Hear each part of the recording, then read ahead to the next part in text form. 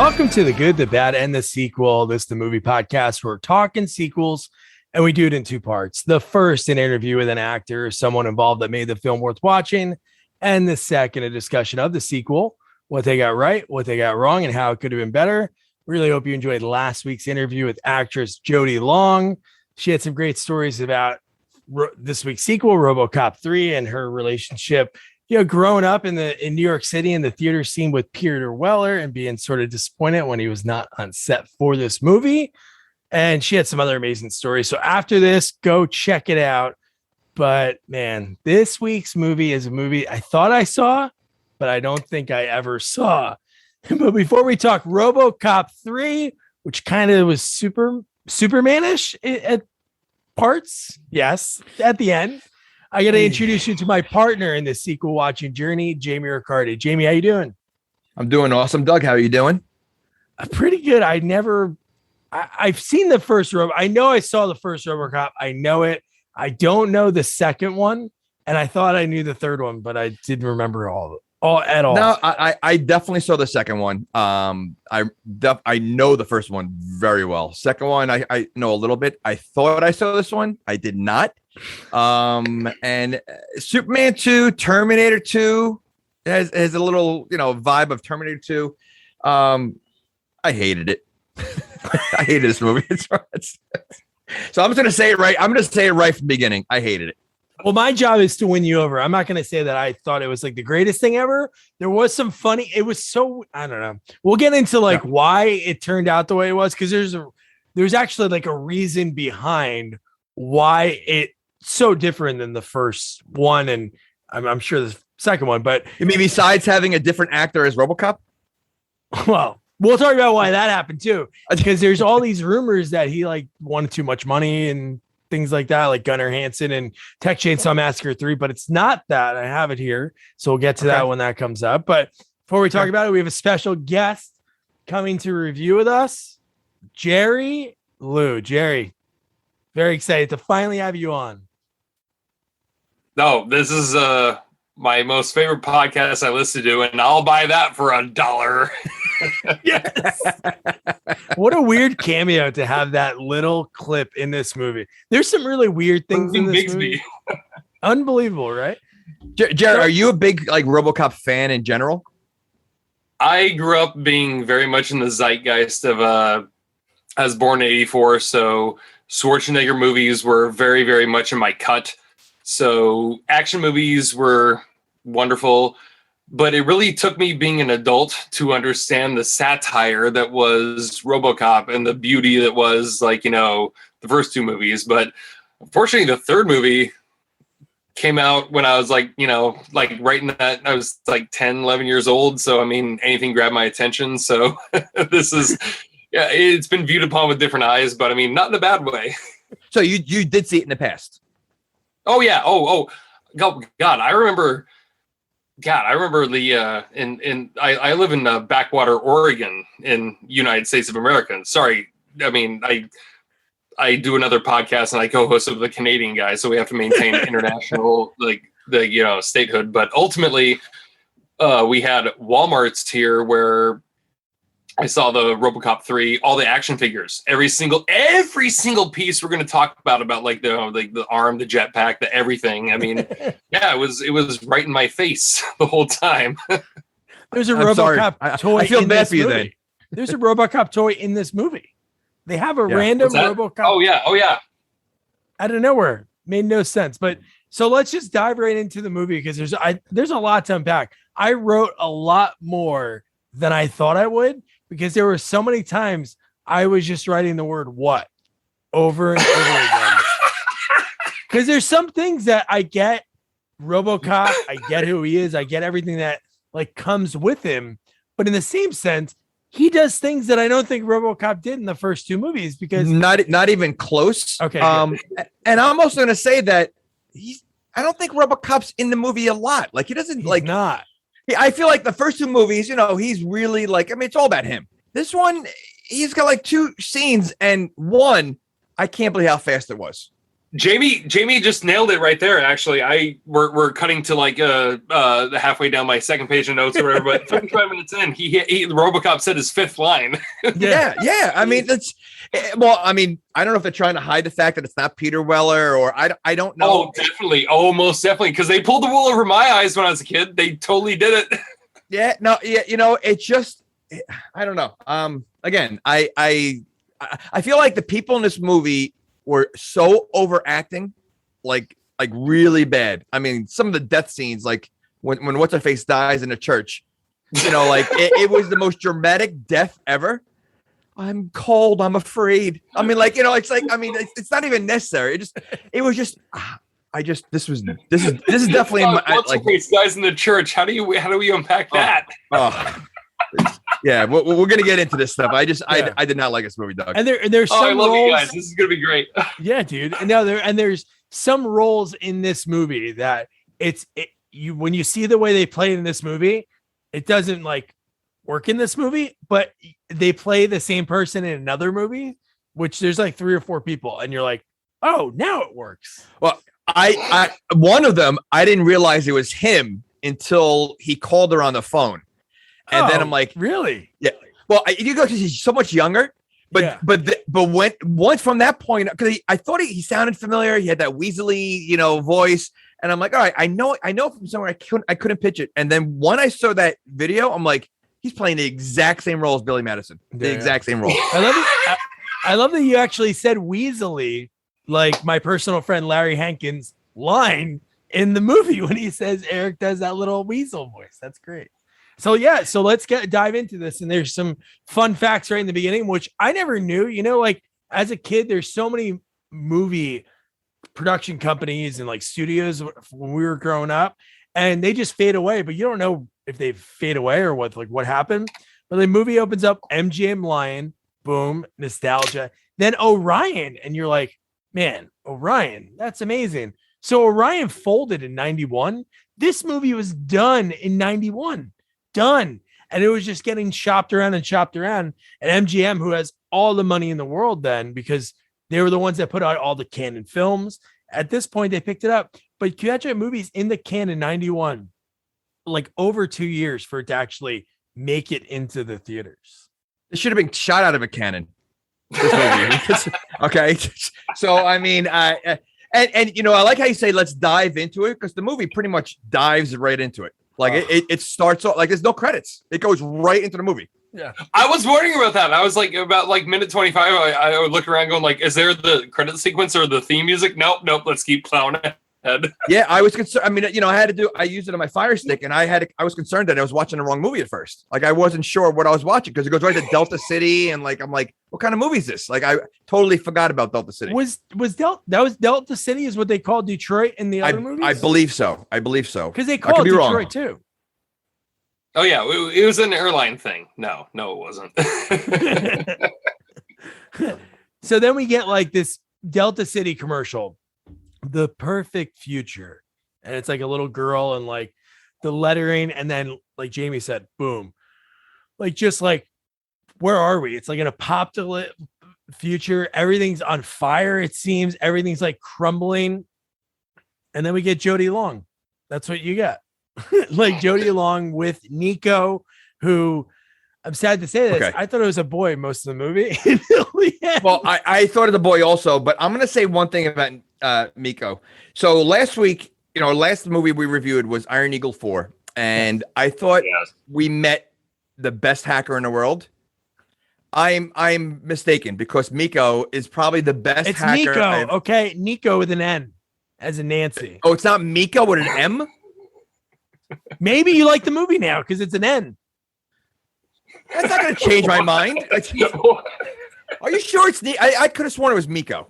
It's N. Right. It's N. Yeah. It's with an N. Okay. Yeah. All right. But that could change I hate it even more. This movie. Now you hate it even more because you heard it wrong. Sorry, Janie. But no, you're right. The things that Nico does in this movie. Again, I'm not saying somebody that lives in a building like that's getting evicted has a computer that looks like when that computer folds up, it looks like two Sega like Game Gears folding up and like collapsing into the computer. And Oh, it was even like cool. it was a Game Gear and a Lynx put together. Yes, Yeah. yes. And She's so also Jody, like 10 years old. yeah, right? No, I know. Okay. So I mean, Well, kind of like Hackers. Remember in Hackers? But what was his name? Bobby, the young kid. He was like 10, 12 years old, and he's like hacking into ATM machines in random states and just having them spit out money. well, I would have liked to seen a little something of why she's so good at hacking, like something. So you want a backstory? You really want a backstory? Well, considering I didn't like the story that was going on, I would have preferred a backstory. A RoboCop, RoboCop 2.5, a little prequel action. Why not? See, Nico's story from 6 years old to 10. Just that's all. Hey, for the record though, in that opening scene where they're, as you're about to describe, I'm sure not to spoil anything or whatever, Go. but their eviction notice was half burned, like in disdain. I mean, well, and you know I've noticed the gangs, like the bad guys, they act like zombies, like they like there's something like they're not acting normal. Like that, they're acting like animals. Like they, like is there was that it's like tribal? something? It's tribal for sure. Oh, yeah. Definitely tribal. I mean, but like, was that how they were acting? I mean, I know they always had gang issues in all the movies. Was that how they were in other movies too, or I don't know. Because they acted very wild. Every time they the time maybe. True. But just so we'll talk about this scene, and then we'll kind of like talk about like what's really the plot of this movie. But the fact that it's just so funny the way it happens with us sometimes when we interview people and we hear these stories. But the fact that the John Posey, who plays Nico's dad, that's the guy that former guest casting director Fern Champion, she casted him as the original Danny Tanner which is in Full House.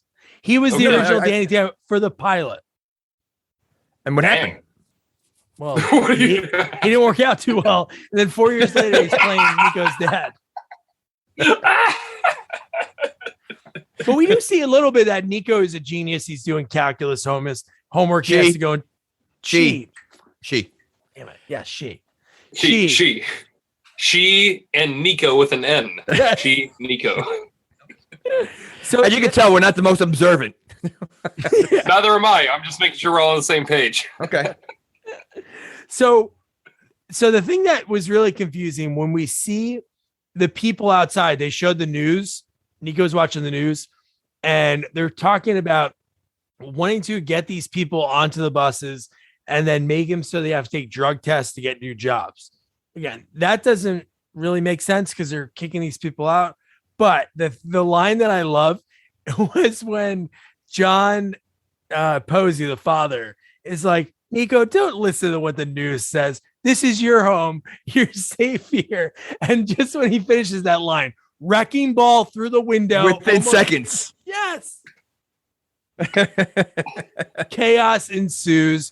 They like, I'll buy that for $1. yes, right there.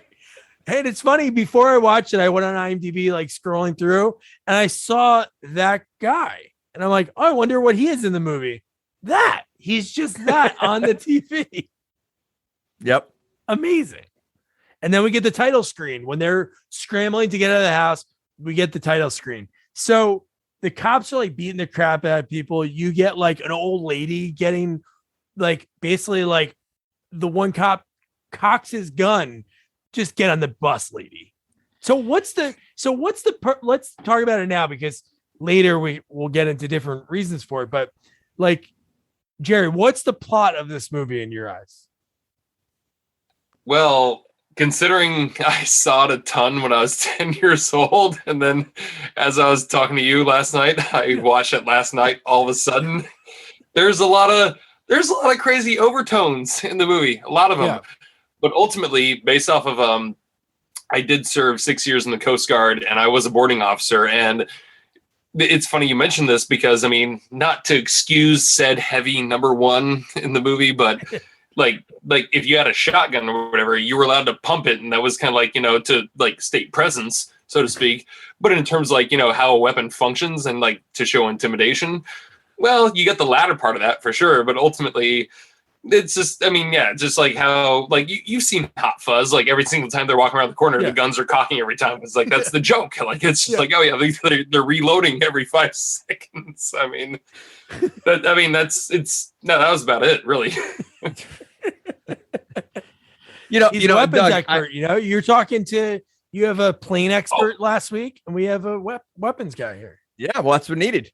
Well, now to be fair, not to say, and I did mention this to Doug, but there comes another point very soon, about 30 minutes of the movie, where I do want to dissect the physics of how weapons work for, as you guys do very well, but not right now. Okay, that's stay for later when we get to it. But no, so Jamie, what do you think? Like right now, watching this movie, do you have any idea what the purpose of what this would be?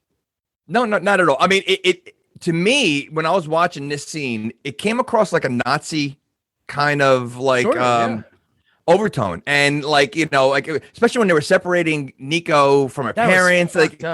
Yeah, that was an accident. That was a terrible, terrible accident. Somebody bumped her, somebody else bumped her, and that's why he got let go. Like the guard had her, and he let go all of a sudden. But it's the way they were doing it, though. It just seemed like it. So I don't know. I again, honestly, I'm just watching. It's like, all right, there's something like this seems to happen in every RoboCop movie. Yeah, they're showing you the people on the streets, they're showing you all the action, and then the reason that they need RoboCop. So I don't know. At this point, I'm still trying to think of what's going on.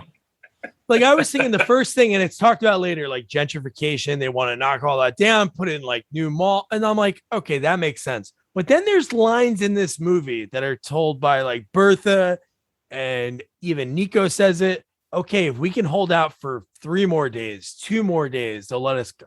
Why would they let them go? What would stop these guys that are already like assaulting women, beating the crap out of people, throwing them on buses, for as soon as it hits 72 hours, like, okay, guys, you guys can have your houses back that we already have demolished.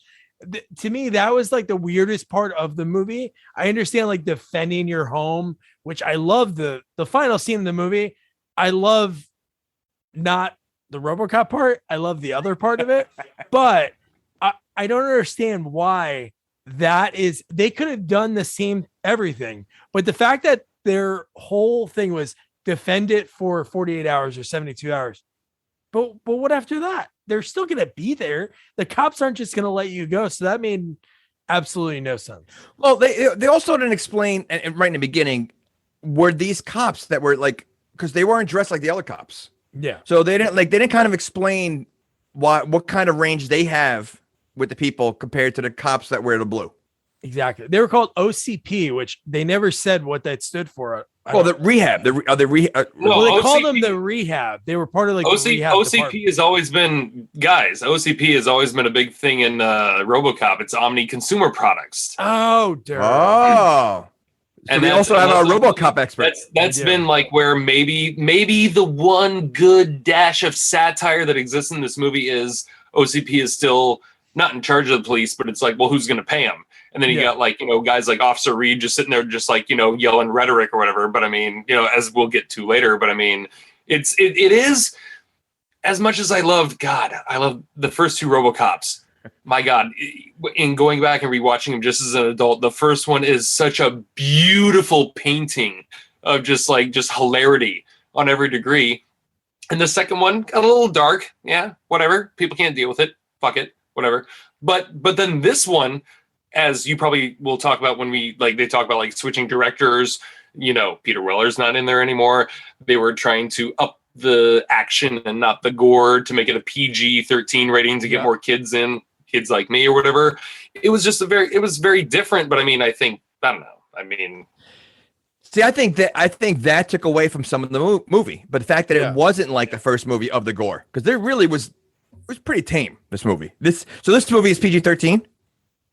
Yes, or at least I'm led to believe, right? I mean, Doug. Yeah, I would guess. Sorry, it's your show. I apologize. No, don't. No, whatever. Free speak, man. Right. That's it. No, you're right. I would say, honestly, it could be based on the way movies used to be. they used to show boobs in PG movies, so this could really be a PG movie because there really is no blood. It's more A-Team. There's one point that RoboCop's shooting, and it's just the ground, and guys are like jumping in the air, and I'm like, what? Yeah. Why? I don't know. That's what I mean. So because the first one's gory. I mean, the first one's pretty violent. One of the most violent movies. Yeah, dude. No, no. And then we get CCH Pounder who plays Bertha. Her scene's pretty cool when she gets like hit by the cop and then she's like crawling away. And she pulls out what is like, I don't know. It was smaller than a smoke detector. She puts it onto It's a timeline from GoldenEye 007, that Nintendo 64 game. That's what it looked like. It did look like that. And it freaking explodes and you're like, holy shit, what's happening? And their whole thing's pretty crazy too. It reminded me of, time-wise, obviously this movie was finished in 91, but it reminded me of like Dennis Leary in Demolition Man, like the underground gang. I was thinking Running Man. Oh yeah, Running Man. Same thing. Yeah. Well, it's just 80s to 90s action. I mean, 80s action blended into the 90s. I mean, that was the cut that I grew up in. I mean, that's exactly the Total Recall. You have the resistance going against the man. Yeah. And you got to stick it to the man. And the perfect people to have on the team of the people sticking it to the man. We have a young Stephen Root, who is one of those guys. So great and so much. And we have George Costanza's boss, Mr. Kruger. Amazing, dude. He's great. I love him in this movie. Yeah. Everyone's great. No, you know what? Everybody, they had a lot of like people that you've seen in so many movies in this movie. For a crappy movie, there's a lot of nobodies until they became, Yeah. Spoiler alert, Milton Wadhams is the rat. I mean, yeah. Well, what about the guy that robbed who would write that? Who would rob the store? That? Wasn't he on Seinfeld? Yes, he was in Seinfeld as well. He was the guy with the parking, the car, the boxing fight. Yeah, the parking. Yeah. So then Nico, she gets saved by that gang. They pull her into the van, and then it's really like from there. Then we cut to it's 18 Light. 18 Light, yes. And then from there, they're breaking into the police headquarters. Right, the next scene is right to there, and they're breaking in, and then we see what was that one called? That was the one from that one was in a second one, I think. That wasn't you talking about Ed 209? Yes. Oh yeah. I own that toy growing up. Well, I gotta tell you about Nico. I feel like they accepted her into the main gang right away. Like, because she's basically one of the four, there's four of them. She's in there with them now, and she's doing everything. Like, there's a lot of people on the ground that are still, kind of like on the side. Nico's right in there. I mean, they're sending her on missions. Like there was no like initiation. Wait, hold on. They're not sending her on missions. I think this is on the way home. I think this is on the way back to like their home base. Like when they run into this. No. Yeah, but later on they send her to the police station. Well, of course. I mean, I'm just saying, like right now. Oh yeah. Oh, hey, by the way, we're on the way home. We're gonna hit the police armory. Yeah. It's like running into 7-Eleven or going through McDonald's drive-through. Like, hey, we're just gonna rob this place real quick. But the fact that and she just lost her parents, and she doesn't seem that upset. Yeah, no, that's sad. Yeah, let's put a damper on things. No, I said she doesn't seem that upset.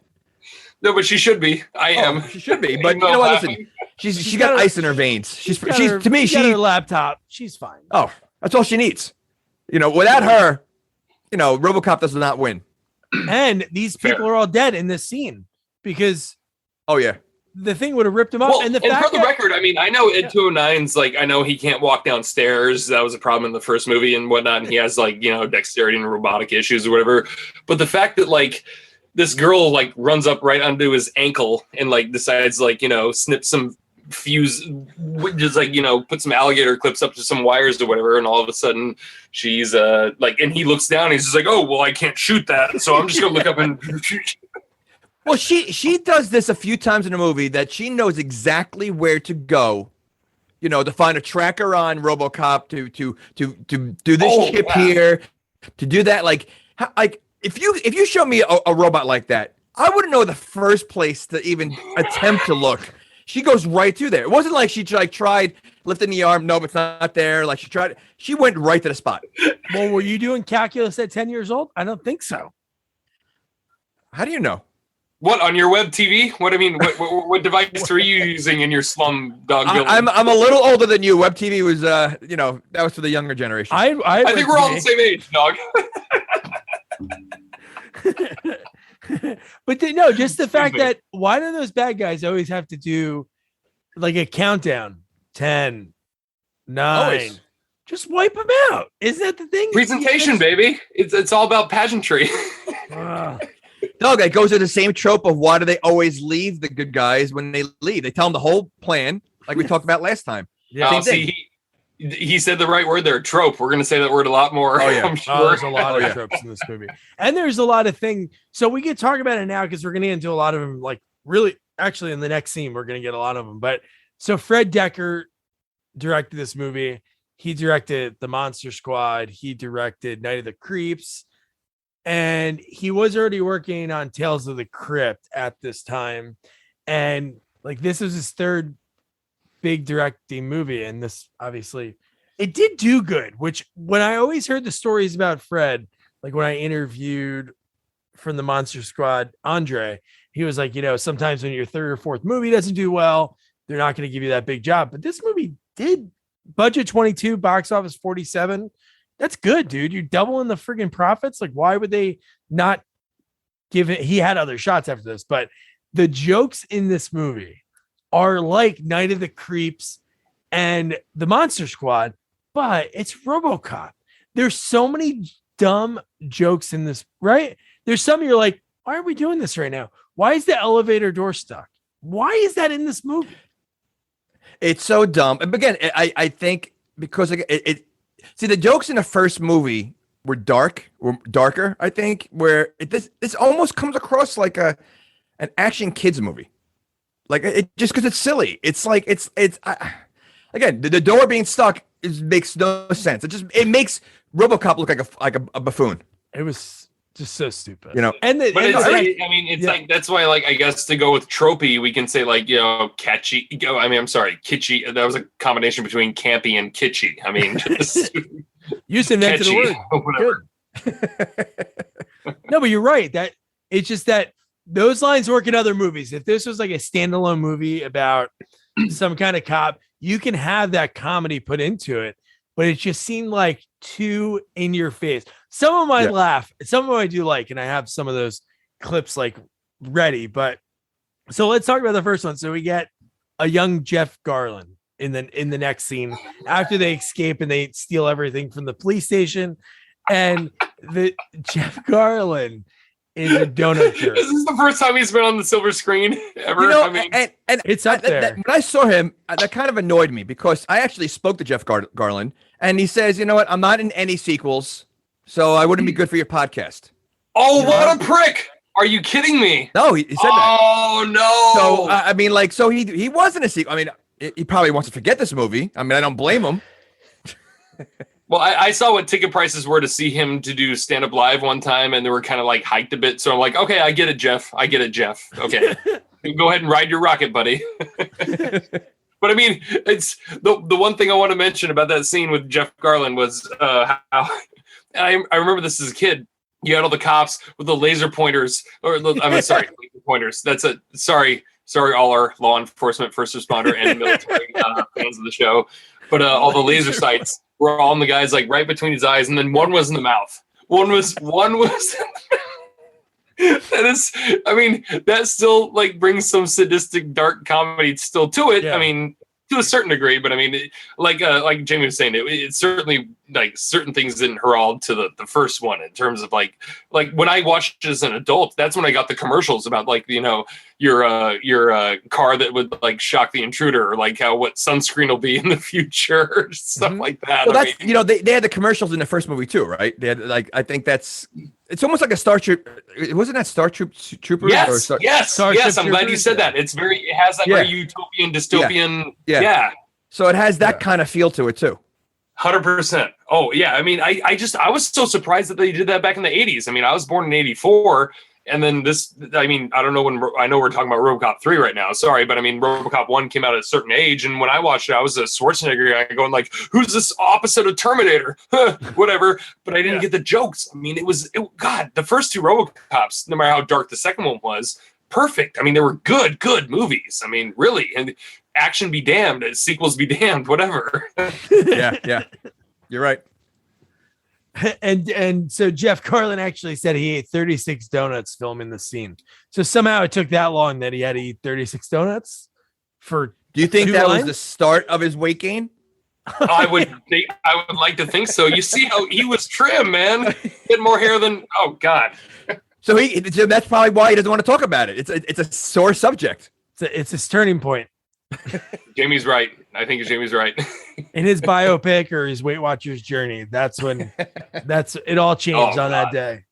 That guy kept flubbing his lines. The other guy. Now to go back again real quick though, I mean, this movie was released in a different year than it was made though, right? I mean, there was a huge 2 years gap, later, right?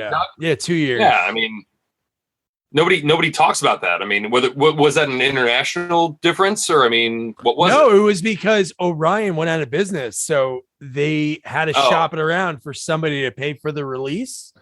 Sometimes companies do that strategically, but they just. Sorry for all the hardcore movie fans who are listening right now. I apologize. I'm just now getting caught up on Orion's downfall.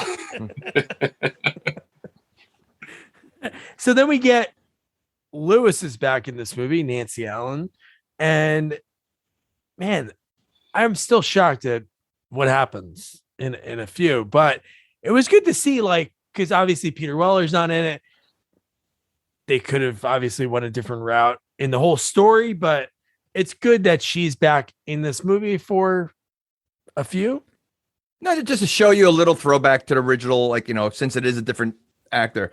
I do have a question, and I should have asked probably in the beginning though, but this takes place a few years after the first Robocop, correct? Yeah. Right? The first one's 88. How come they haven't made another Robocop? They did. No, but how come they haven't made another Robocop? What do you mean? Like you mean like Peter Weller? Like Peter Weller. He's still on the force. So why haven't they made, I mean, apparently the Japanese made multiple ninjas. So why couldn't they, why wouldn't, why haven't they made another Robocop? Exactly. No, you're right. No, you're absolutely right. Especially they talk about the money and what it can do, what Robocop can do all by himself. Yeah, why not just get two of them and get rid of a couple of cops? Well, I guess, Jamie, it's a lot like when Chief Gates back in LAPD in the early 90s built that first armored car that had like the big thing on it that had the smiley face or whatever. I mean, yeah, it was a great innovation at the time, but I mean, they never thought to have two of them, I guess. I mean, I don't know. Well, he made it through two movies, the RoboCop, and he cleaned up twice. So you would have thought they would have made another RoboCop. That's all I'm saying. It's a jaded. Alex Murphy is a jaded storyline, baby. That is true. All right. So then we get like a little bit of a chase scene because we have Nancy Allen, Officer Lewis, and they're actually in that donut shop. They get a call. Oh, which by the way, I want to mention, there is no Esposito Street in Detroit. I don't care what year it is. They were making a left or somewhere onto Esposito Street. I wrote that down. There's no Esposito Street in Detroit ever. Look at that. How dare you? So we got our street expert too now. We got our Detroit. Well, I'm from the West Coast. I'm sorry. Well, it could be. Wait, is Phil Esposito? Oh no, he played for the Blackhawks, right? Wait a minute. I was thinking if he played for the Red Wings, they could have named it after him. Yikes! You got me, Doug. Well, there's no hockey. We have hockey fans that listen, I think, maybe. So then we should. So we got Mr. Kruger driving that A-team van. They're getting chased, and I do like what he had. That was a cool contraption that he was able to turn all the lights. He says, "Watch this." He hits I love how all those in every movie, it's always like this big box with the one button. It only does one thing. There's no way to reverse it. Well, I mean, it. think about the computers back then were huge. So, they didn't have the technology yet. Gotta have big buttons. But yeah, turns them all green. They get through just in time. Big car accident. Everybody flips. And then we see one person still following Robocop. Who can that Hold be? the champagne. Who can So that here it be? is.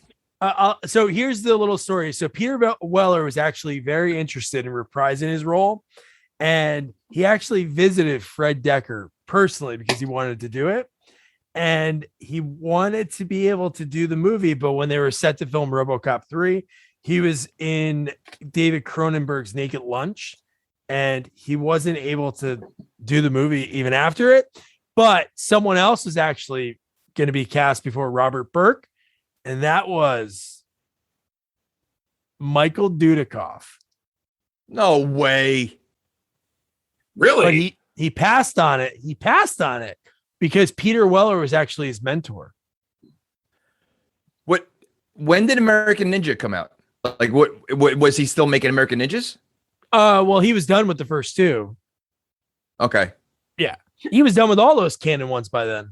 In 91. So, but then Robert Burke, who's in this movie, it's hard to fill in a role like this, like to play a character that's so stoic, and it's hard to do it. He did honestly the best job that he probably could. But after this, he blew up. He was in Thinner. Around this time, he was in Tombstone, and then he was on Oz, Law and Order, and like a ton more. The guy's done. He probably had a better career than Peter Weller. From this on, yeah. Yeah, I mean, because I don't think I know Peter Weller had a few cameos here and there, but I don't think he really made it that big, right? I mean, oh well, he was huge before. He was in a bunch of stuff before it. No, the last time I saw Peter Weller was on Dexter. He was the private investigator. Yeah, right. You're right. Like the ex-cop on Dexter. But yeah, no, I thought that was very interesting that Michael Dudikoff. He's too big. He wouldn't fit into the costume. He wouldn't fit So then we get the first like punk gang. First time we see the Detroit punks. And out of all the guys, you get this guy in this green suit and this like ugly ass tie. And he keeps saying dumb broad when looking at Nancy Allen. Like he just keeps saying it over and over again. Well, the way women are treated in this movie, or spoke to, not so much treated, spoke to, is like unbelievable. I mean, really, it's like almost a little uncomfortable. Some of the things, like how they treat, like, so, I mean, you could tell, like, this is, unfortunately, this is how women were treated in the 80s, because you see this a lot in these movies.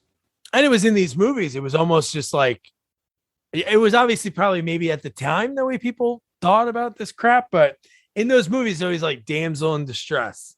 And later in the movie, the accuracy of Robocop is something I don't think is that possible. The way he fires his gun usually, but well, I also didn't realize. I must have missed it, but his gun hand, he had it in the beginning of the movie. Yeah, I didn't know that. Okay, I didn't realize that. So I thought somehow that gun just somehow you fit saw exactly. You thought when he was laying there at the end of the movie, it just happened to be a gun that fits. It just happened to fit perfectly. Yes. Well, okay, which is weird. The whole movie's weird, so I can't, I wouldn't put it past them. But then I still have a question, because to fit that gun hand on, does he take his hand off? Like in the beginning of the movie, he's walking around with the gun hand, right? Yeah. Well, I think this goes on to my second page of notes where I said, "Welcome to the new toy." Oh my God, I didn't realize how goofy that looked. I mean, just like Jesus, Pete. I mean, I guess if we're gonna do RoboCop 3.0 or whatever, he has to have a certain feature. The jetpack wasn't enough, which was a really good feature. He flew around, it charged him up, whatever. But I mean, this stupid, well, yeah. The arm. Well, then they make you like, you see this in a lot of movies. Can he put like a chainsaw on there? Can he put other thing, a flashlight? Like blender. It's you blend up some, make some cookies. I think the three of us need to write a movie here, because we got a good idea right here. I mean, just like on top of just that. RoboCop 4.0 with all of his new gadgets. Bluetooth, Wi-Fi. That's it.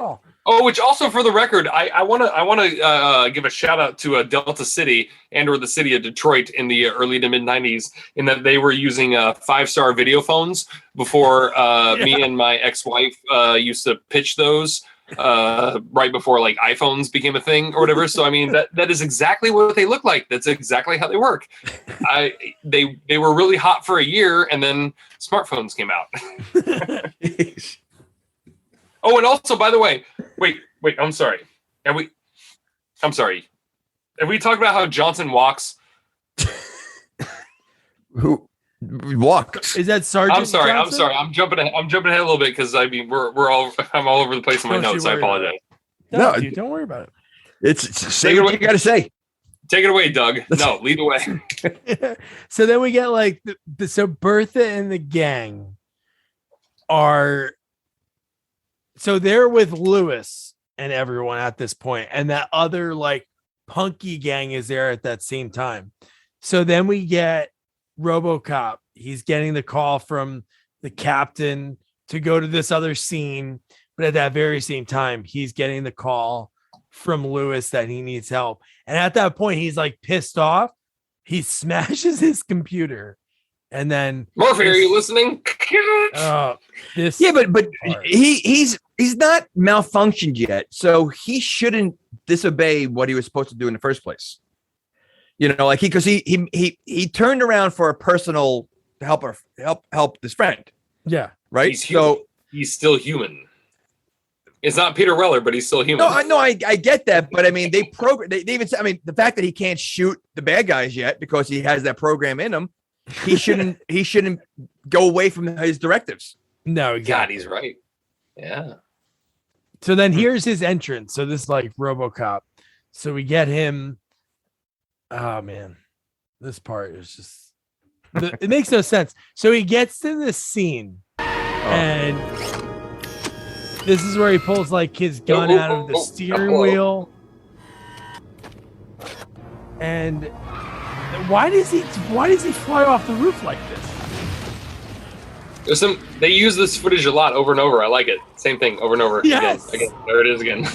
Well, why does he fly over? For the record, those cops ran out of bullets. Those idiots, they were shooting it. Like one of them had a shotgun. He was just shooting into the darkness. But why didn't he use the door? Why do you have to go through the ceiling? Exactly. Why does he ruin that car? The car dropped straight down too. Correct. But yeah, it made no sense. Yeah, why? First of all, why is he flying off a building? It does make sense. He can't get it. Well, we see he can get hurt, so he's ruining the car. He can't respond normally like a normal cop. Yeah, I don't know why he pulled up there to make an entrance. He's Robocop. He could just walk up. Yeah, he could have jumped off there. I mean, so you talk about the damage that he caused on that roof up there, the street, damage down below. I mean, so you know, in all three movies, he causes a lot of damage. Oh yeah, he's like Batman, but like with no. Yeah. I mean, well, he's owned by the city. Yeah, yeah. I love his line. It says, "Police officer, no loitering," and then he just murders. Oh, punny! They had to come on, dog. They had to be punny. I mean, come on, punny. Like,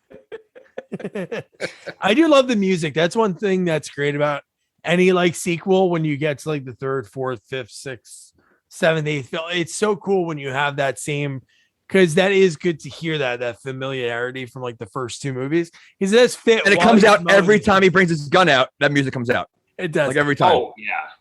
Oh, it's like when you sent me that gift the other night. It was like, "Thanks for your cooperation." Like I started losing my mind. I'm like, "That's perfect." Yeah. Don't move, creep. And how about they're sitting there and they're like, how many are left?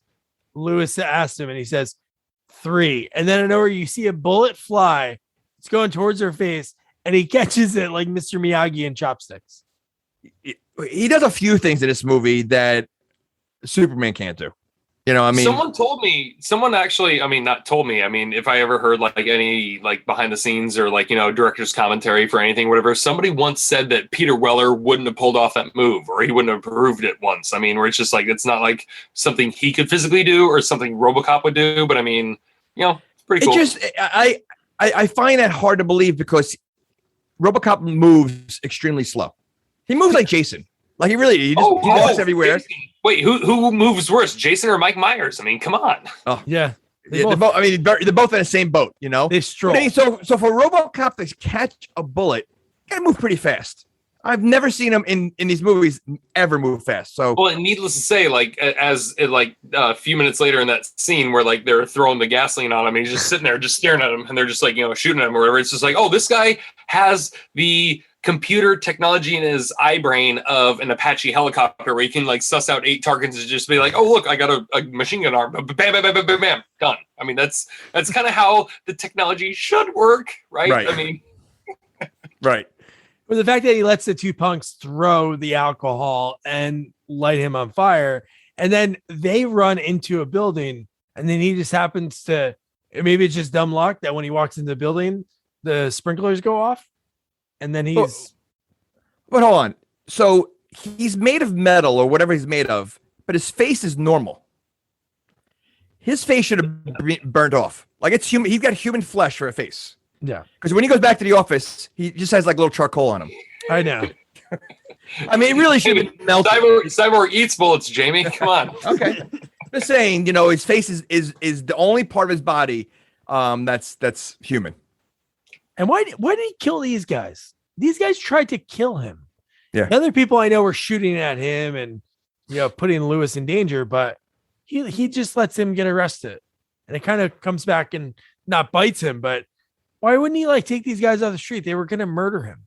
And he was just... Well, Doug, you ever play those video games back in the day where it's like if you arrest the guy, you get more points than if you kill the guy? I mean, I get it. Robocop's on a point system. That's his bone. What does he get? Where does he live? Where does Robocop live? Does he just sleep there? No, he is in his chair, right? He gets plugged in. Yeah. like my phone right on my bedstand at night. That's what he does. He just sits on Lewis's nightstand. Just sits in the corner and just watches her. That's kind of creepy. It makes sense because when we get that one like weird image later in the movie when he's getting fixed and he sees his wife and then she morphs into Nancy Allen, they look alike. Well, he morphs to 3 women. So is he having dreams about them? Well, I'm just glad the movie's tied it all together. God forbid, regardless of difference in directors or whomever. No, but I want to know, was he having deep dreams about them? I would assume so. Like what dreams? Can he have that? Does he have a dick? I'm just saying. Would he rust? Oh, where would his dick be? I mean, let's talk about that for a minute. It's on his arm. I mean, he's a robot. He can have it anywhere. Well, look, his gun is on the right leg, so I mean, there's room on the left. I mean, I'm just saying, take it from a guy who used to throw luggage for United. I mean, there's space everywhere. Yeah, but it's probably not there. It's like Inspector Gadget. He pushes one button, it pushes a button, and then it comes, gets bigger. That's all. So then we get Robocop when he's getting driven back to the police station, and it's like his human part. How much is left? 10%, 20%.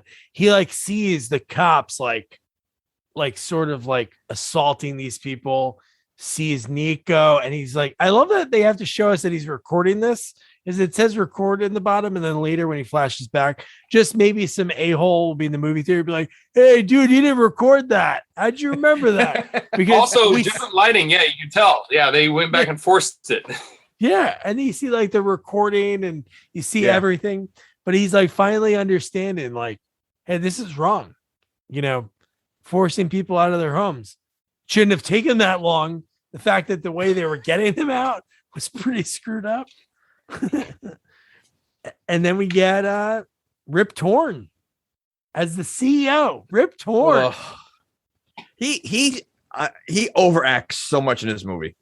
Although I should say he almost overacts in every movie. What would you want from Rip Torn? No, I was saying he pretty much overacts in every movie. I wish he was in more scenes. After watching this, I realized he wasn't in much. I mean, this is damned exciting stuff. He sounded like he was like the same character he played in Airplane. No, and what I was gonna say is, like, we were talking about Bradley Whitford, like the way he plays this role. It's Billy Madison, Eric and Billy Madison. This is Artie and Larry Sanders. Same character.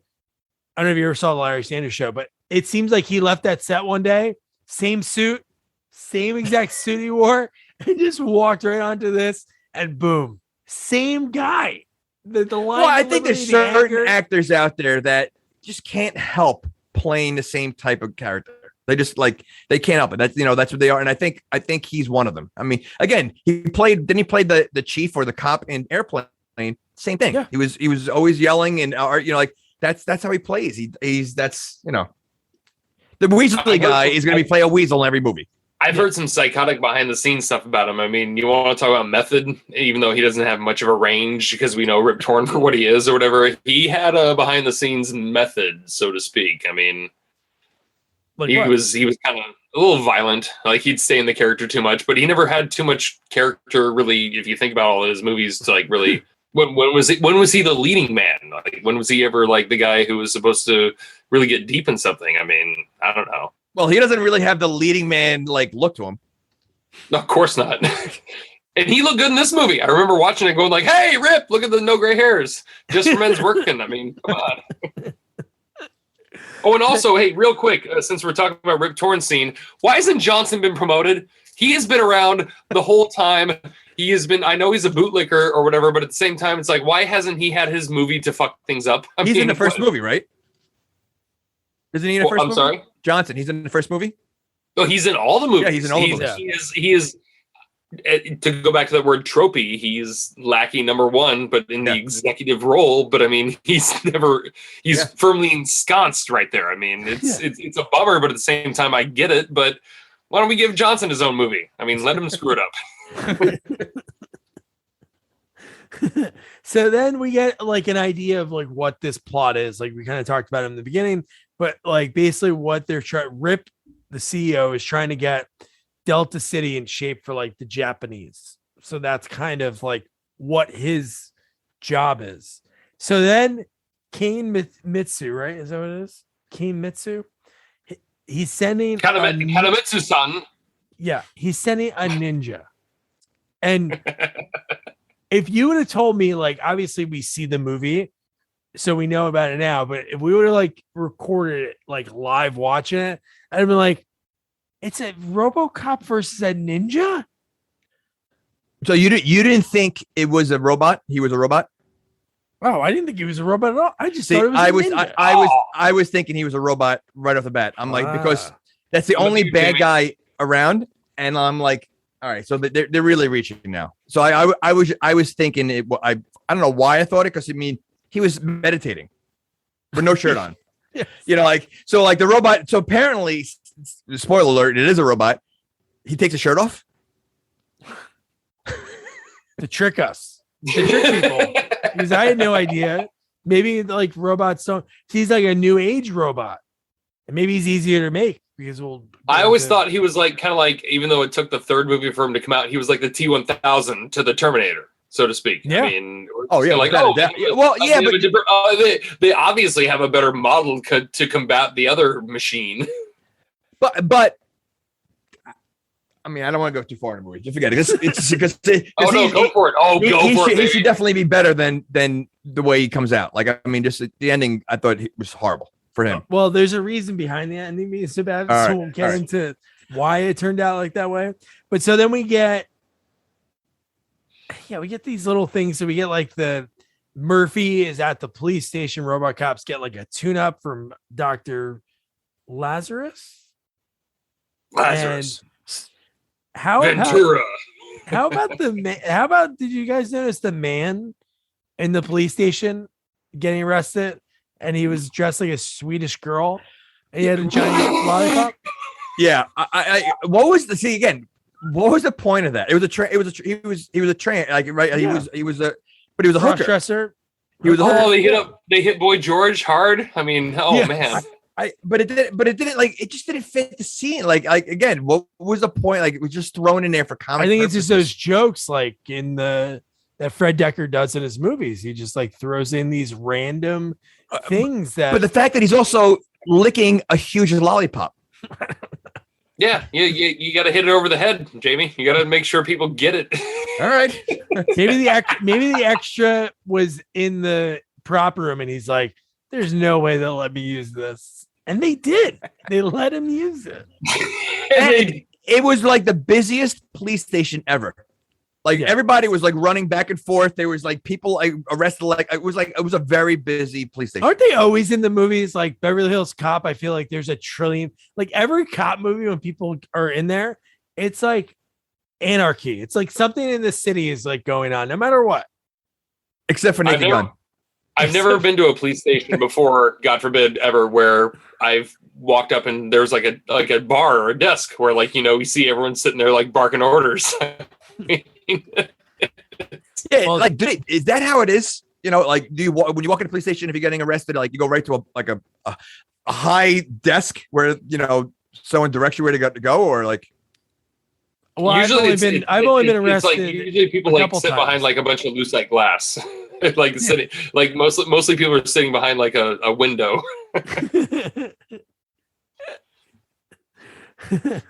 So then we get from here. You have Mr. Flack, Bradley Whitford. He's pissed off. He's yelling at Dr. Lazarus, saying like, "Hey, he disobeyed an order. You can't let that happen again." And then this is the part when she's like, "Hey, I want you to take away his memories." Right? It's right at this point that he says, "Yes. I want his memories gone."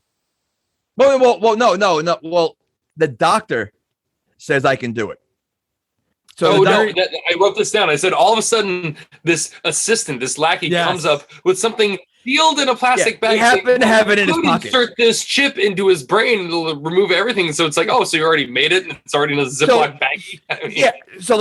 So he's the only Robocop out there. There's only one, and this assistant walks around with the one thing that can erase his memory all the time. And he looked so nervous delivering the line. Him telling the story just seemed like this guy, the actor, poor guy, is just like, remember the line. Because you can like hear him. He's not talking. He's trying to remember what his line is. And then how about even like right after that scene when she's like, I'll do it. I'll do it. And he's like, you will? And the guy comes up and he's like, when do you want to do that? And she's like, don't worry, I'll take care of it. And he's like, okay. He just disappears and we never see him again. And literally, he probably never saw Hollywood again. So the very most important person in the movie. No, he just came in saying like, well, I have this thing in this little Lunchable baggie that's been sealed in the factory that could work right now. But okay. Who made it? And then at this point, and when they have it was to that guy. Yeah. So at this point, we have him. He's hooked up to the computer, and the memories are on the screen. And that's where he's having the memory of Nico, right? Yeah, Nico being. Everybody. He's having the memory of the kid getting taken by the cops, and then Nico going to the church. So he's able to. Also, which for the record, Officer Lewis just walks right into this whole secured facility and just is like, "What are we watching?" Yeah. Well, the police didn't make Robocop, right? It was made by that other company. OCP, yeah. Yeah. So why isn't he isn't that OCP would be his headquarters, or like in even in 2 was? Yeah, but Jamie, there'd be a key card. There'd be some frisking. There'd be something to be like, just some patrolman who'd just walk in and be like, "Hey," snap some gum in their lips. What's going on here? You mean like the little girl walking to the police station later in the movie and just able to get any? Oh yeah. All right.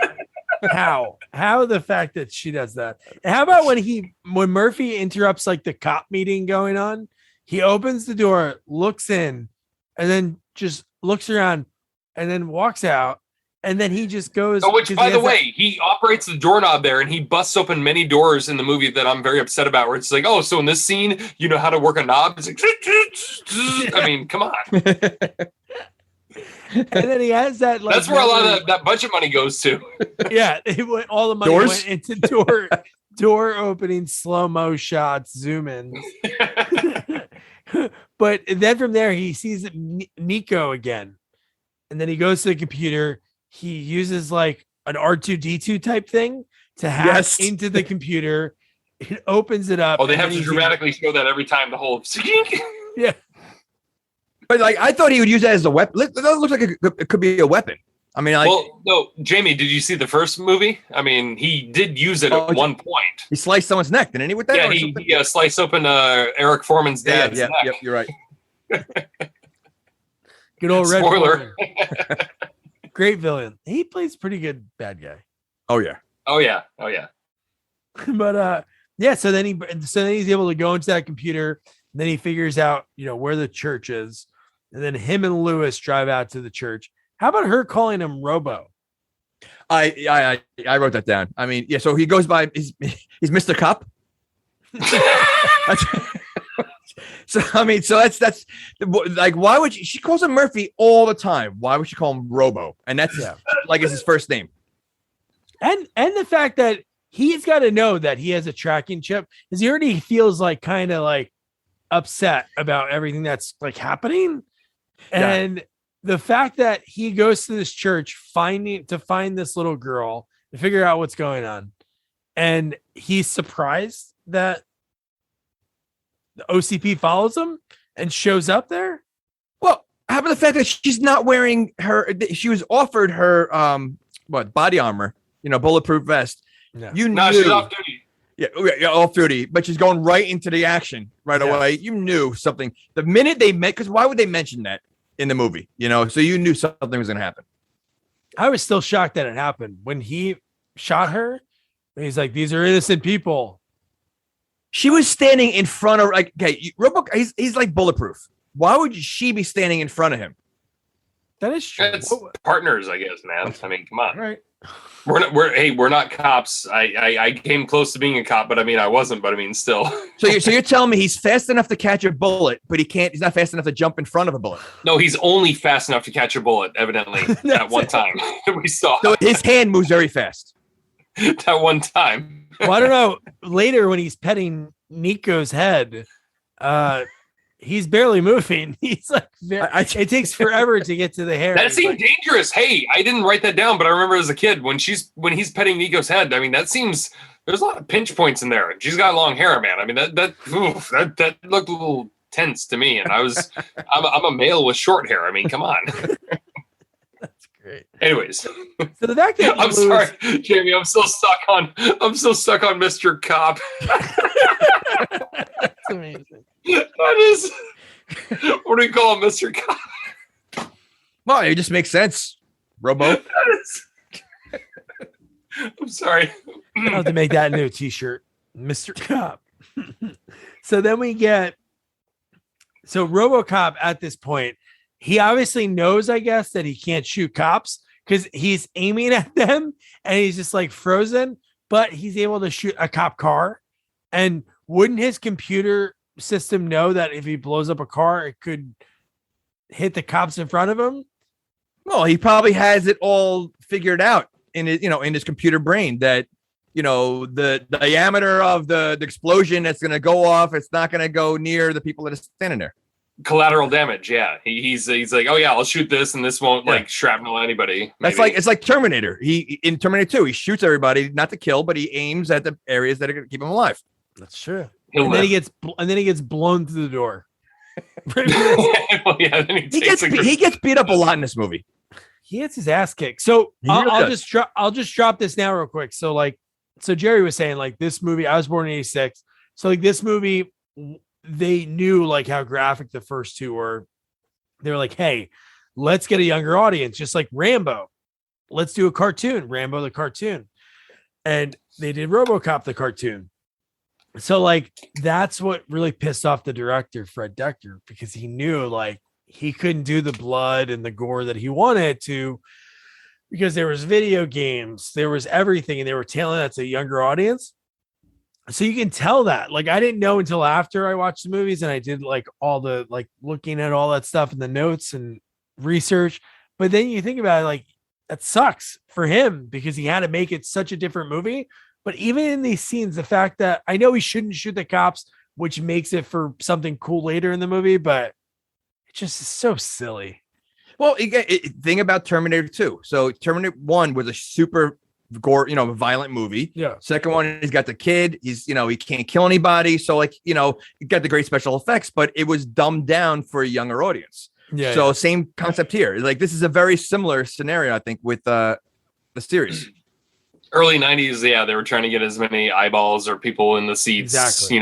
Buying tickets. I mean, and which I dig because I was one of those asses in one of those seats trying to see as many movies as I could. Yeah. Oh yeah, absolutely. So do you see Jamie, a little correlation with Lewis when she was dying?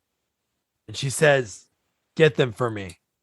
Promise?" He says, "I promise." Well, hold on. First and foremost, the fact that he was carrying her through the church and the music was going that certain way. I mean, oh my God, I had to take a minute when I was watching the movie last night and nobody was around. I'm just like, Jesus, but this is a little heavy-handed. No, they really gave her a send-off. Like she's saying, "Oh hell yeah, I'm scared," and he's like, "It'll be over soon. Don't worry," or something like that, or like But how about the fact that she's a cop and she wants vengeance? Well, this is the only way it could end for a Detroit police officer if you think about it. Okay, but if she is a real cop, vengeance is not really, can you arrest them for me? Like she wants him to go out there and murder them. It's Rocky too. Yeah, she didn't say arrest them for me. Bring them to justice for me. Yeah. She said get them for me. Avenge them. But it was like Rocky too. It was Adrian. It was saying like, it was win, because he plays that back. You know what? In the movie. That would have been great though if she's like right before kill, or Kill. something. Say Dong. something. Dong. Yeah, that's great. So then so they're all running away because that's where their hideout was for like Bertha and the gang, like in that church. They're all running away, and then Nico and Bertha want Robocop, who's like sort of injured at this point, not moving too fast, to join them. Stephen Root and Mr. Kruger don't want him to come. Finally, they give in. But the fact that Robocop is passed out at this point, this is when he passes out. And you're like, how long is he going to be out for? Pretty much a lot of the movie. Yeah, a big part. I want to know why, if they had this underground hideaway, why were they hanging around the church? I don't know. And then, I mean, to have an upside to like scavenging and foraging, maybe. I mean, something above the ground. Like I don't know. Yeah, but there was a lot of innocent people hiding and afraid. So I mean, like they have a whole lair down in the Seward. There's a whole city down there. So why are they hanging out at like a church unless they're just doing church stuff? Because then it'd be a good movie, Jamie. Gotcha. Although I haven't seen a good movie, so I don't know. That's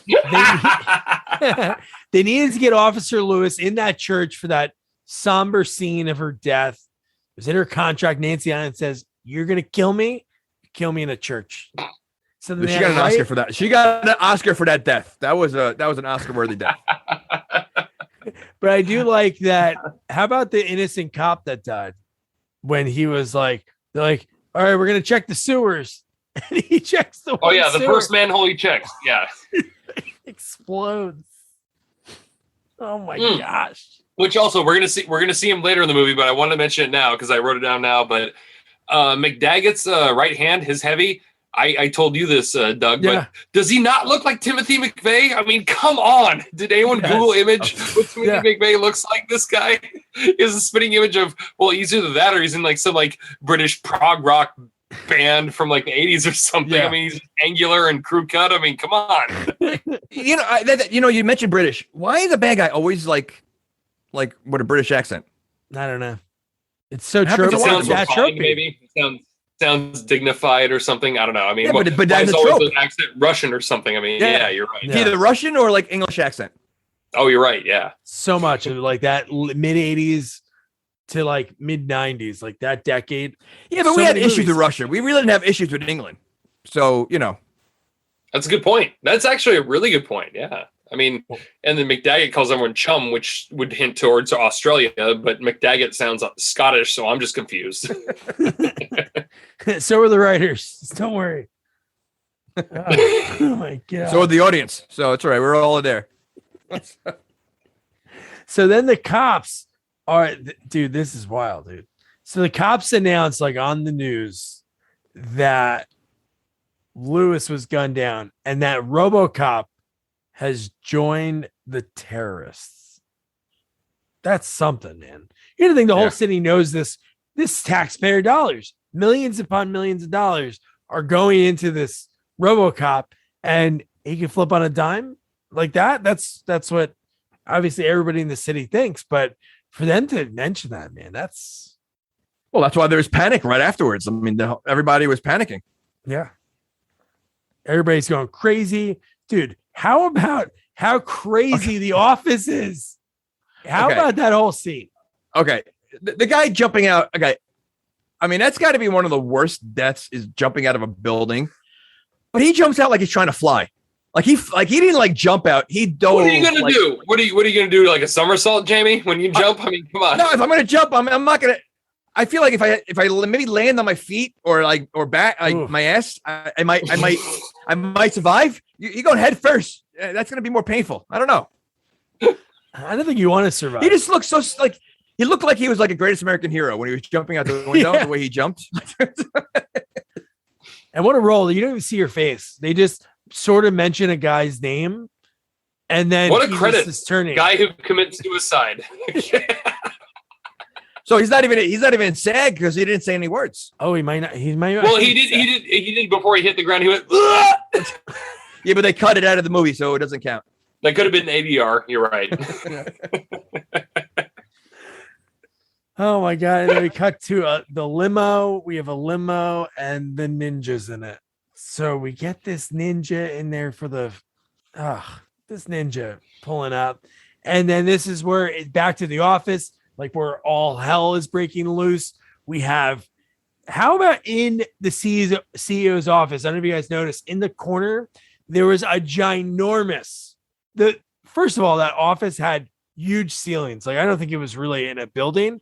But it had like a big box with blinking lights all over it. Like it was some kind of computer that I guess Rip Torn. It was like a command center. Yeah. Yes. I thought that too. Yeah. It's like, oh, so this is the city council meeting, but also. Yeah.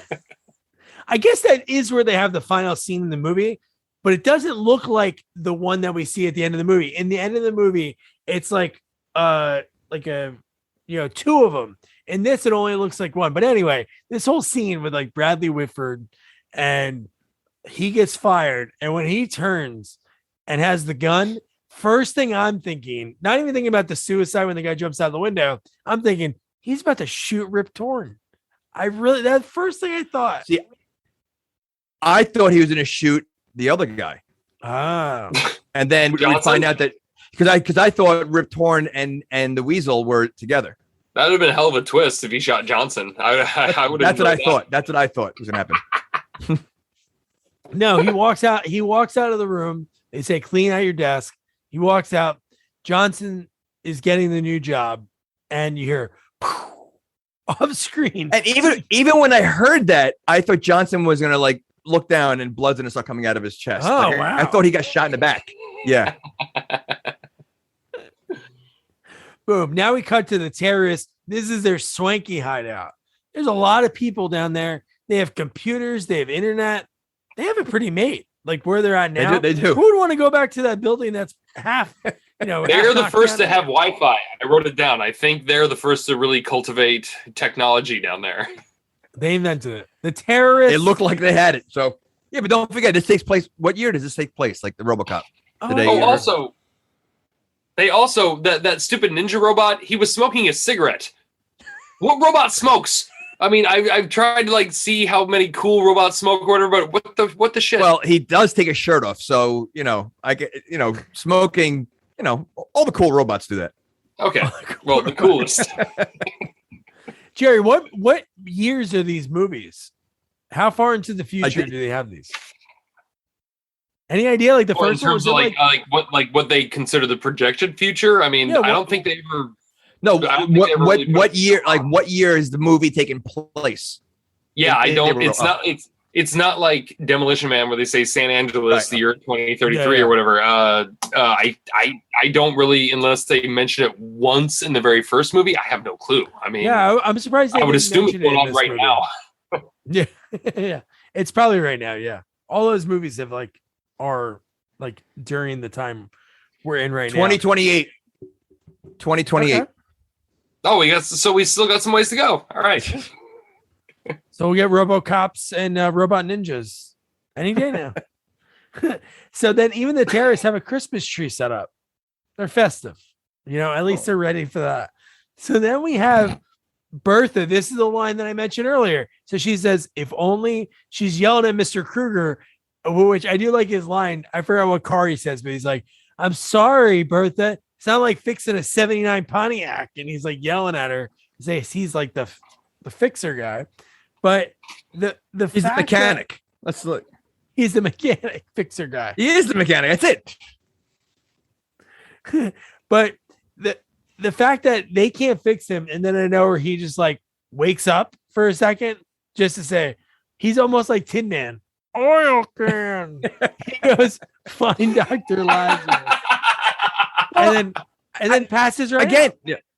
It passes out. But again, the little girl, Nico, is part of this crew. You have so many adults that are down there, and she is literally part of the master crew. Now listen, guys, real quick. They might have been alluding to something here real in terms of like, Japanese technology, yada, yada, yada, whatever. Robocop went from 25% to 23% to all of a sudden 12% before he passed out. Okay. So, I mean, he died just like my old phone died 3 years ago. So to be fair, there's something fishy there in terms of like the how the CPU works, right? I mean, well, you would think by the third movie, they would have a stronger battery life. I would think so. Well, but it's the same guy though, the poor guy. I mean, it's still you can't upgrade you can't upgrade his battery. You built a robot around a human being. You're gonna tell me they can't make a battery that lasts longer than 8 hours? It's Detroit Police Department backed by Trump golf resorts. What do you want?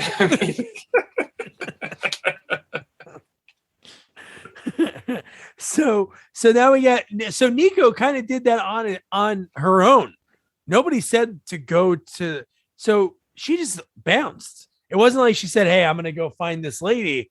She just kind of bounced because remember when she returns, they pull guns on the van that they're in, which that's a whole other thing. Well, yeah, but because she came in a cop van. Yeah, that's why. Yeah, that's true. So I don't think she went on her own. They probably, I again, she's 10 years old. Why is she the one that's going there for a very important mission? And no, she does it. So you're telling me they cut that scene? They were like, you know what? We don't want the audience to know that Nico said, hey guys, I'm going to go real quick. Okay, bye. That 5 seconds. Maybe they pick straws. Who's to say? And then it was like bogus journey. Then they said best 2 out of 3, then best 5 out of 7. They're like, all right. Or they just figured, you know what? She's the smallest one. No one's going to notice her going into confidential rooms. Said it. You know what? So far, yeah. That's it. So then we cut to inside how big this lair is, right? How big is it? It must be like monstrous. It's like the inside of like a football stadium, because the fact that they have like the guards and then Roboninja shows up, and this is where you find out that Jamie knew that he was a robot. So. I knew already. Yeah. But the fact that he's like taking these guys out, and why do bad guys, not even bad guys, these are good guys, the terrorists, but why do people always get within like reach range when you have a gun? Always. Michael Myers, always. Why am I going to put the shotgun next to you where you can grab? Because just shoot him from far bravado. away. Strictly hubris, bravado. I mean, come on. But they also waste like these. They always wait too long. Like if they acted a little sooner in all these movies, they would never have a problem. Well, it's the whole trope of the whole, like, tell me your evil plan before you kill me, Dr. Spectre or whatever. Yeah, but this guy was not speaking anything. So, it was similar, but yeah, on a much more lower level. Yeah. But see, now, like, I wonder if, during the creative process, they said, all right, this is the third movie. We have to find a villain, a bad guy to fight Robocop. What was this, like one of the top ideas they had? Was a ninja? Huh. Like, did they have? Did they have anything? I would rather seen a Transformer go against Robocop than to see a ninja. Like, to me, a ninja would be like I don't even think ninja would be part of my universe of thinking Robocop should be fighting a ninja. I mean, they kind of did that though in the first 2 movies. Remember when they were saying like, "Oh, here's other alternate models to Robocop," or like introducing Ed 102 or whatever. I mean, it's the robots didn't work. I mean, early 90s. I get it. I know ninjas. I'm just saying, like, it just like, at least, okay, then at least make him look like a robot. Well, You know what I he mean? did in a second when he gets hit, right? I mean, Yeah, well. I got something I wrote down here where it's like, oh, when he got his jaw dislocated, clearly, no matter who was standing there, You know another what? hand came up and moved it. I'll tell you, the special effects on the ninja and both the end and this scene were very cool. I love it. Seeing Very his cool. jaw and the way he moved, Yeah, and yeah. like, Very cool. Well, okay, but the jaw scene though, the only thing that got me was like when he rose up and looked at us or whatever, and the jaw was off. When a hand came up to like put it on, it really felt like, oh, that's some hulking person, and somebody else's hand came up and moved it around. I mean, it was that was. Other than that, the special effects were great on the ninja. Yeah. Well, how good is that robot if just a guy with a pipe can mess up his face like that? that's true. He fixed it though. He fixed it. I mean, No, he does fix it, but I mean, it should have like bounced off his face. Like it shouldn't have dislodged his jaw. I still stick with the T1000 method. I mean, you need liquid metal. That's what works. And that guy shouldn't even like hit him, and then maybe he was in pain. But what a way to go, that guy, when he's like, I'm not gonna tell you anything. And he snaps his neck and grabs like the plastic sheet that perfectly goes over a Detroit City map to tell where the planes are. But it doesn't show. As he's falling down, he pulls it out of his pocket. He's like, whoosh. And how does he know exactly which way it goes? It doesn't have like a key to it that this is north or that's south or anything. As he puts it on the map, that I do like when he goes to the gas station and when he just walks in, the guy sitting there with his feet up, he punches it. It punches the glass, takes the map, and it shows how insanely sharp that sword is. That he's able to. But the guy's like, you got to pay for that. Yeah. At that point, wouldn't you just run out of there? Like, I mean, if someone's that crazy to do something like that, you see what, just get out of there. Like, is it worth it? You go, no, he's gonna expect that guy to pay for it. Yeah. Unbelievable. And then at the same time, Nico, like Jamie talked about it earlier, she somehow sneaks into the police station because they're like, hey, whose kid is that? I don't know. It's Johnson brought his kid in today or something. We're in the middle of something. What's that kid gonna do? But finds Dr. Lazarus, says Robocop said this, and she was like, oh my god, it must be how many rooms are going to be in the police station? A ton. Several. She walked into the exact room where the doctor is. Yeah. First try. I don't know what's more crazy, that Nico found her that fast and went into the police station and did all that, or how the hell did that doctor get all of that equipment out of there without anyone seeing and took a police? Yes, there's cameras everywhere. We see in this movie, there's cameras everywhere, but she is able to take all of that and just leave. How'd she take a cop car? She's not a cop. Exactly. How did she take that? And load the keys? Did they just leave the keys hanging on like a key ring by the front door? And how long did they take to load that van up? Right? Did Nico do some of the work? Who's helping her? It's only them two, and you got a 10-year-old girl. Yes. Maybe they cut a scene of Dr. Lazarus flirting with two, douchebags and be like, hey, can you guys help me carry this Robocop stuff into this van? A couple other guys who called women dumb broads. Yeah. There's a lot of questions. That whole scene. But no, how about Robocop is in a slumber? He has 12%, and he goes, police vehicle approaching. And then he goes right on, Robocop. Glad you're here. Well, how does he know that? Tracking. I think because he has that tracking chip in him. Maybe he just knows where all the police. So he has a tracking chip in for every single police car. I would hope so, Jamie. I would hope so. Why? Wouldn't you want your robot cop to be integrated with the rest of the units? I mean, I guess. Hey, they all get tune-ups. They all get oil changes. They're one of the same. Maybe that's his friend. Do you think he gets an oil change? I think so. But they're probably friends, right? If you're a robot, half robot, little bit of man, or I don't know, 90% robot, 10% man. I don't know what 10%, but like, who are you going to talk to? You're going to talk to, you can't talk to dead Nancy Allen anymore. So you have to have friends with somebody. Nobody else can relate to the wiring that you're dealing with. You don't think he can communicate with computers? Maybe. Yeah, with that needle dick of a hand of his. Yeah, or see? Maybe that's how he talks. Maybe in 2028 they had like the real life sex dolls that they have, in 2021. Maybe. But I'm thinking maybe that's how he talks. So do you think he finds computers attractive? Yes. 2 screens. Oh yeah, much like as I answered your guys' question a long time ago, would I have sex with the gremlin once? Maybe. Yeah, sure. I bet he finds computers attractive. Lady Gremlin, man. Lady Gremlin. So this is it, man. So this is where we get the comedy throw in that is just so silly. So Dr. Lazarus says, I can help him. I think he needs a new heart. He got shot in the heart. So then we get a POV of Robocop watching the surgery. And how about Bertha walking in with a heart in her hand and goes, I got the heart for you, I think. And it was just like, what's happening? All these jokes. And then Robocop waking up randomly. Oh, didn't it slip out of her hand or something? Yes. No. Oh no, she held on to it. It was the wrong one, but no, but it was like it made like a splash or something.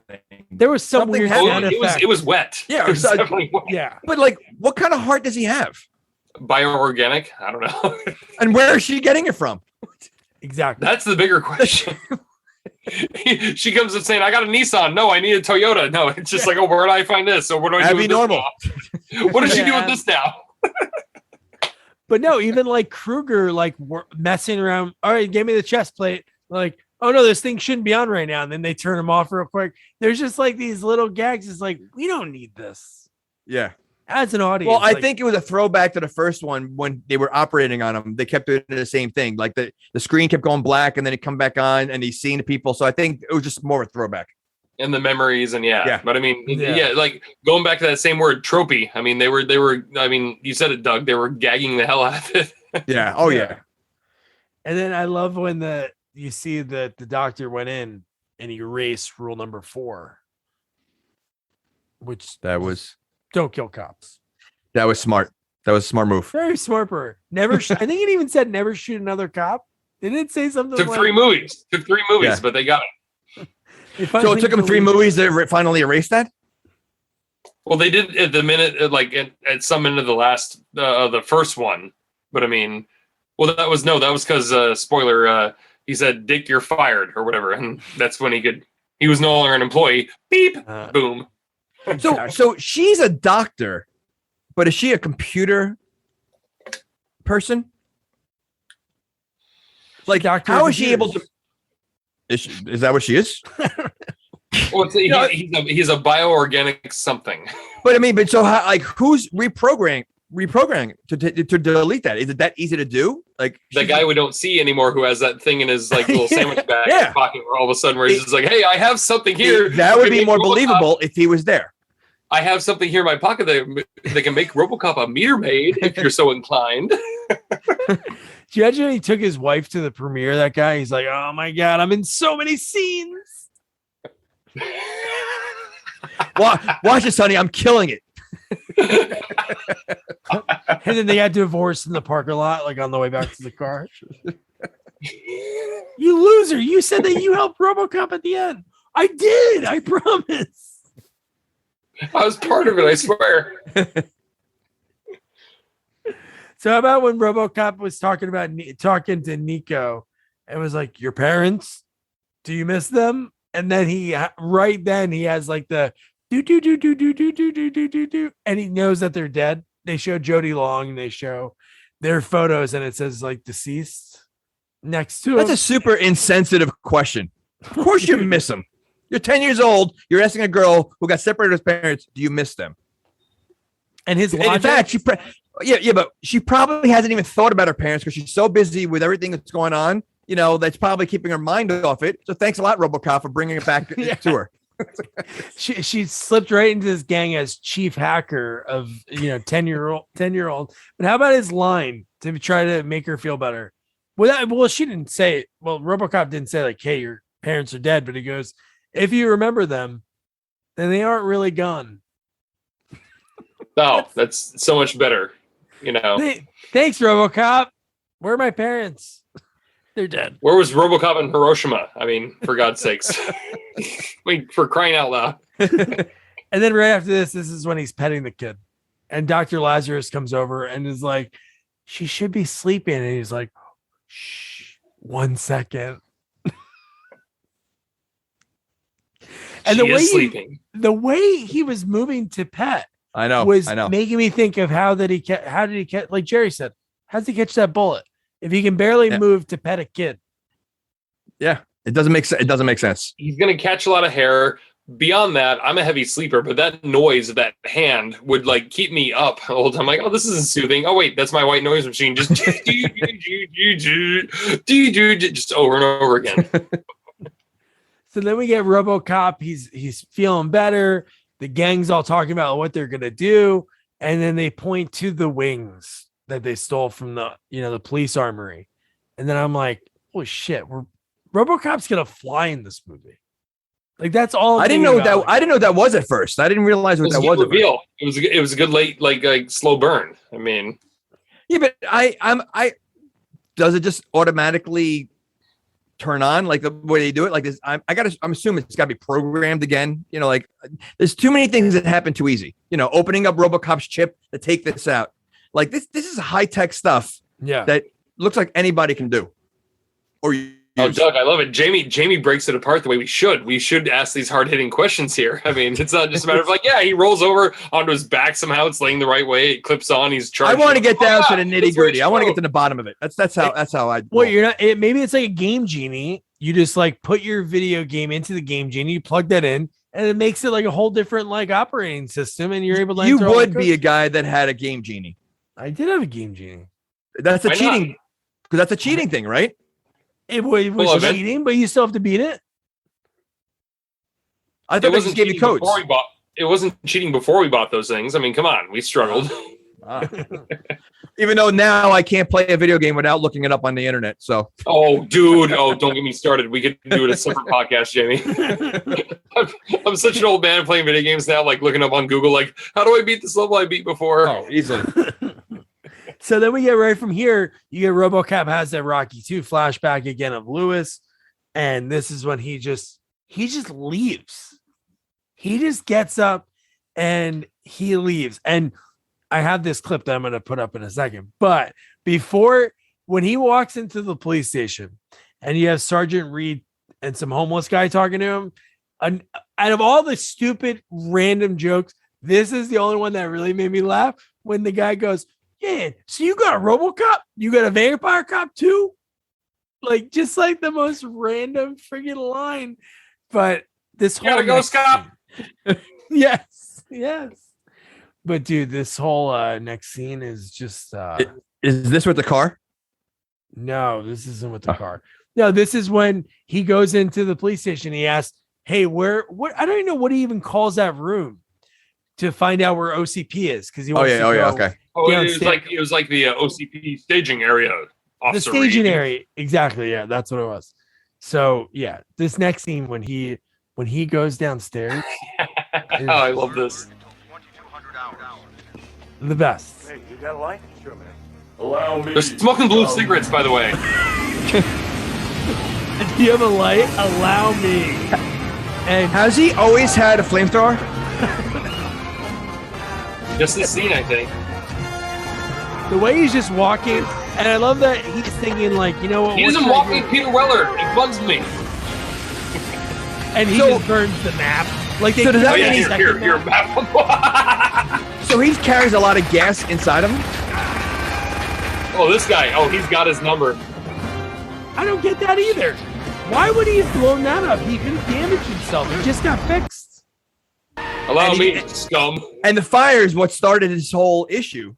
So I'll put myself on fire again. Yeah, not smart, RoboCop. but so if he has a flamethrower, then he has to have he's carrying couldn't he explode? He's carrying gas in him. Oh hell yeah! If you want the short answer, yeah. Oh. Not a smart RoboCop. But then I love when he grabs the mode. The guy down that hallway. I don't know if it's that guy or a different guy. He grabs him and it even says on the screen, it says interrogation mode. And he goes, where's Mick Daggett? And then what's the different modes he has? Like, I mean, like, isn't his like just his normal interrogation? Mostly interrogation mode, I think. Yeah, but I mean, isn't it like he does something happen differently in interrogation mode than regular mode? Well, he's not like Batman who has detective mode. No, I mean, I'm just, I just thought when I saw that, I'm like, what's different about him though? Better questions. He's better question and answer. Gotcha. Okay. He's Sherlock Holmes in that mode. But no, I don't understand why we have to see this. Isn't he just whatever needs to happen at that time? Does the computer right? That's what I'm saying. Yeah. No. Unless like maybe like depending on if torture has to be involved to get an answer. So when he's in interrogation mode, then he can do the wasp nest torture or something. Or he says no, but then he has to switch over to torture mode. There's interrogation where I'm asking the question, and in torture mode when I need to get the answers, and then I get But I do love I always love in those movies, in any movie like this, when they do the where's McDaggett, and then they cut to a whorehouse. All of these guys. Oh, it's Gomorrah. Oh my God. Whatever street they shot that on, it's just like, hey, look at these whores. I mean, and there's like tire fires in the street. And then you got this is where he meets the pimp. Well, after when he gets outside, he meets the pimp. Okay. Yeah. Okay. Yes. Talk about tropes. Oh, you have a moment. I see it coming up. Oh my God, dude. But no, how about so we see McDaggett in the room and he's on the phone and he actually utters a line and he says, I thought your ninja was supposed to take care of Robocop for me. That's the deal. And I'm like, unreal that he said, your ninja. That this movie came down to this. And friggin' Stephen Root is a bad guy. He turns on his people and he's been doing it the whole time, which is like unbelievable. And why in this technology, there's video phones. So obviously there's cell phones. Why the hell does he have to go there to say that, hey, here's the information? And he's there for seconds before Robocop. So I'm assuming he meets with them, periodically because he's, undercover. They never know he's missing. Exactly. Like the good guys, they never know he's gone. Well, I mean, they're a nefarious band of underground terrorists, so to speak. I mean, who's keeping a roll call or head count on who's coming in and out? I mean, true. Maybe he's the in fact the that church. I see Milton Adams playing the sleaze bag is kind of fun. Yeah. Milton. And he even had a line earlier where he's like, what was it? Where he said, like, are you kidding? It very much sounded like Hudson in Aliens, where he's like, game over, man, game over. Yeah. I mean, it's like he's very much got that tone to him. Oh, yeah, because he was talking about like giving up, right? Yep. Didn't he have that line when like the first We're time? We're going to find this man, are you kidding me? every single turn. I mean, how does the guy sleep at night? Well, we kind of talked about this before, but how about the hooker? When the cops come up, the OCP cops, and they... Oh, okay. Oh, and which, by the way, that first guy who cocked the gun on the grand lady earlier in the movie, he was one of the two guys who were like, we got lots of money, honey. I mean... he was. Wholesome Detroit. I love Detroit. And she says, I'm just doing it. My dad's out of work. I'm just trying to help out. And when he comes She put her case, but I mean, Jesus. When Robocop pulls that gun out and the way he shoots, how does he just hit those two guys and they blow through the window? That's the computer targeting that isn't effective in the rest of the movie, dog. That's what it is. Like that's what he started with. Like Jamie was saying, like Terminator vision or whatever. This guy, like an Apache helicopter, he can pick out 8 people in a room and just be like head. See, I'm surprised they don't show that like a little green screen. Like when they showed interrogation mode, they should show like him like dotting the people he's gonna hit and then shoot it. Would make more sense. Exactly, yeah. I mean, we got to see Robocop doing Robocop stuff all of a sudden. Too bad it was just on this alleyway of debauchery. So this one, he goes into the building. He asks the clerk, where's McDaggett staying? The guy right away gives it up, gives him the room number. But watch out, the elevator door sticks. And then when he goes upstairs and the elevator door's stuck and he had to like break through it and funny. But for the record, when he shot through the door, this is something I wrote down. big thing I wrote down here. Robocop knows how to use doors. We saw him operate a doorknob earlier, and then he just decides to be like, "Oh, McDag is in here," like Western style. Yeah. Like, I'm gonna make my silhouette in the door and just punch right through it. I mean, what the shit was that about? Well, because he forgot to switch the door opening mode. Oh, he forgot. Oh, he's got so many modes. That's why he's outdated. He needs an upgrade. He needs an iOS upgrade, baby. Yeah. Come on. But yeah, there could have been somebody innocent behind that door. But no, I love when he goes in and he's getting ready. He could kill McDaggett right there. You know, he's there for revenge for Lewis. He could have killed him, but he notices Stephen Root and was like, "Hey, I know this guy." And then I love that McDaggett. He had a human moment. Oh my God. Yes, he did. His 10% human moment. It happened. McDaggett has enough chance. He's an older guy to scramble and jump out the window. He landing. He landed on his feet. He nailed it. Yes. He would have broke his kneecaps and his femur, without a doubt. He just basically lands broken everything. Oh. That was elegant. I never noticed that the first time. That was an Olympic gold medal landing. Just the fact that it was like slow-mo from the angle of the stuntman jumping out the window, and then when they cut and he landed on his feet, I'm like, "Are you kidding me, dude?" And then right away, he has like a van ready to, take him away. And then Jamie talked about it before. The pimp. Oh my goodness. Pink car, like the whole like pimp in the 80s. That's what it looked like. It was just ridiculous. It did look like Doobie's Taxi in Planes, Trains, and Automobiles. Is inside it had all the little things hanging. Yeah. There's lights on the inside. But the fact that you get friggin' Robocop not only fighting ninjas, but he's in a pimp mobile chasing down these bad guys. See, I feel like the last 20 minutes, there were a lot of gags thrown at you all at once. Oh, yeah. Oh, yeah. I feel like for as long or as short as the movie could be, as you could say, or whatever. A little too long, but yeah. All like the first half was like, oh, a culmination of good stuff. And all of a sudden they just threw a bunch of pies at you at the end. Just like, oh, whoa. I forgot. Yeah, I could see that more in the beginning. Like now you got the intense, like, all right, now it's the revenge going out there. And, now's not the time to start throwing jokes. It's like, let's get the movie going. Because again, we really haven't seen Robocop do too much. No. Oh, you're right. Yeah. Even here, he's not doing too much. He has all these guys that are shooting at him and they're shooting back and forth. The top of his pimp mobile blows off.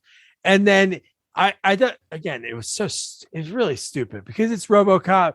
He could somehow figure out a way, right? He probably has a map GPS in his head. But the fact that they're about to run over these kids playing hockey at what time? Midnight, like late at night. Yeah. But the kids get out of the way just in time. And McDaggett, who's going to pay Stephen Root that money in the hotel room, he throws it out the window. And all those kids got away out of the way for no reason, right? Because there's no money on the ground. But when there's dollars on the ground, they're like, fuck it. I don't care. This pimp mobile could be doing 100. I'm getting this $1. And that made no sense. And the fact that he was able to get, again, I can understand if he was running at them and stopped short.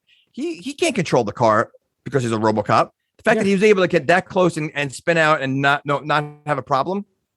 Mm-mm. And those kids had the best evening of their lives. They did. But it's late at night in full uniform playing hockey. I don't think so. I'll take it from you guys from where you're from. You definitely know more about that than I do. So I'll side with you on that. So then we get from there. Then we see like the gang again, because this is when Stephen Root shows up and he's basically, he's evil and he kind of admits it right away. Wouldn't he have like played it? Why would he pull a gun out and all that? Would it be easy for him just to like blend in? And then when it all happens, those guys know to, because they had no clue. Yeah. They had no guess. All they said was like, where you been? He could have been like, I was checking out so-and-so. No, he like starts like smiling weird. He's standing under a light just in the darkness and then like pulls a gun out. And at that time, all hell breaks loose. Everybody. Which speaking of, I wrote down here, those guys coming through the windows, like as they're repelling in, they're doing it in formation or whatever, but as soon as they come in, they're just shooting from the hip, like just like what I wrote that down too. They weren't even shooting down, they were shooting across. They're shooting at each other. I mean, so like it made no sense. Unless to cause chaos, which they were doing. I mean, oh my god, that was like, Yeah. But I do like Kruger from Seinfeld, Mr. Kruger.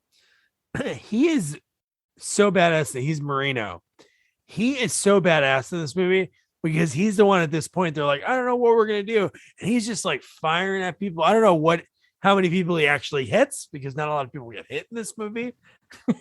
We see him like sort of like pass out maybe from the deflection of a bullet or the fear of a bullet, but there's no like blood, right? You don't see blood in this movie at all. Not really. Well, the only time I can think of was when the early on with Officer Lewis, and they were being surrounded by the spider punks, and they had that one guy who was like talking about like, hey, my brother's a cop or whatever, and he like a sniper bullet or whatever came in or whatever. There was some red on his shirt, but I remember watching it distinctly, going like, wait a minute, these guys are very distinct on their rating for the movie vis-a-vis gore versus violence. So I really was like, okay, that there is some red there, but other than that, that was about it. And it wasn't like anything that was like protruding or like bleeding. Or it was just like, oh, she was holding by the tie. He went down. That was it. I mean, that's really about it for the gore. No, you're right. That was like the only time you ever saw anything like that. And then, so the next scene in the movie is like, it's funny that this movie came out in 93. And I think Rudy came out in 92. Oh, you said Rudy. Good for you. Because the scene coming up when the OCP and McDaggett go to the sergeant and say, get all, I need 50 of your men ready in riot gear to go. We're taking Cadillac Heights now. And as soon as he takes his shield off, they're like, you should think about it. Johnson's like, you should think about your family. He goes, about time I am. And he takes his shield off, drops it down, and you see every other guy do that moment of like, okay, yeah, I should do this too. And then they drop in that pile. I'm like, dude, that's freaking Rudy. It's the same. 100%. I'm glad you said that. I'm so glad you said that. And they definitely hesitated. Like they weren't sure if they're going to do it. They're like, should we do it? Like they looked at each other like, but yeah. No, inspiration. Totally I wonder if that happened before because Rudy definitely wasn't out in 91 when they finished this movie. So maybe they watched this movie. Maybe Sean Astin watched this movie and he goes, hey, I have a great idea. Well, obviously Rudy's based on a true story. So maybe they love the true Rudy story. And they're like, hey, instead of jerseys, let's drop our shields. Which is unfortunately much more poignant in this day and age. But I mean, yeah. And the shields, by the way, they sounded very plastic. Like whenever they dropped it, it sounded like you get them in one of those gumball machines. Yeah, there was a certain clang to them that made you think, oh, what are these really made of? And what do we get from there? A hard cut to Johnny Rehab, the cartoon. A Robocop. It was like if Robocop and Johnny Bravo from Cartoon Network like had a kid, because that's all it was. And then that was done. Then we never see that again. Yeah. Like, what was the point of that? Oh. It was really filler. It was just filler. You know what? It kind of harkened back to me a little bit of the satire that like the first or maybe even the second movie where they had the commercials or whatever, where it's just kind of like, oh, the Sunblock 3000 or whatever it was called or whatever. Like, I mean, that was maybe their one in there, but I mean, I would like that, like futuristic products and stuff. I think that would be funny, but like the ones that they threw in our face, like the door getting stuck and her saying, oh, here's the heart, like those lines. But no, I would have loved more of those like futuristic kind of things like in the first movie. But no, I don't know. And then how about the next scene? It's almost like they had this all planned, ready. Because how about on the news when they have the reenactment of Robocop murdering a nun? Did you guys notice it was a nun laying on the ground? Yes. Oh, yeah. And Robocop. Fake feet and everything.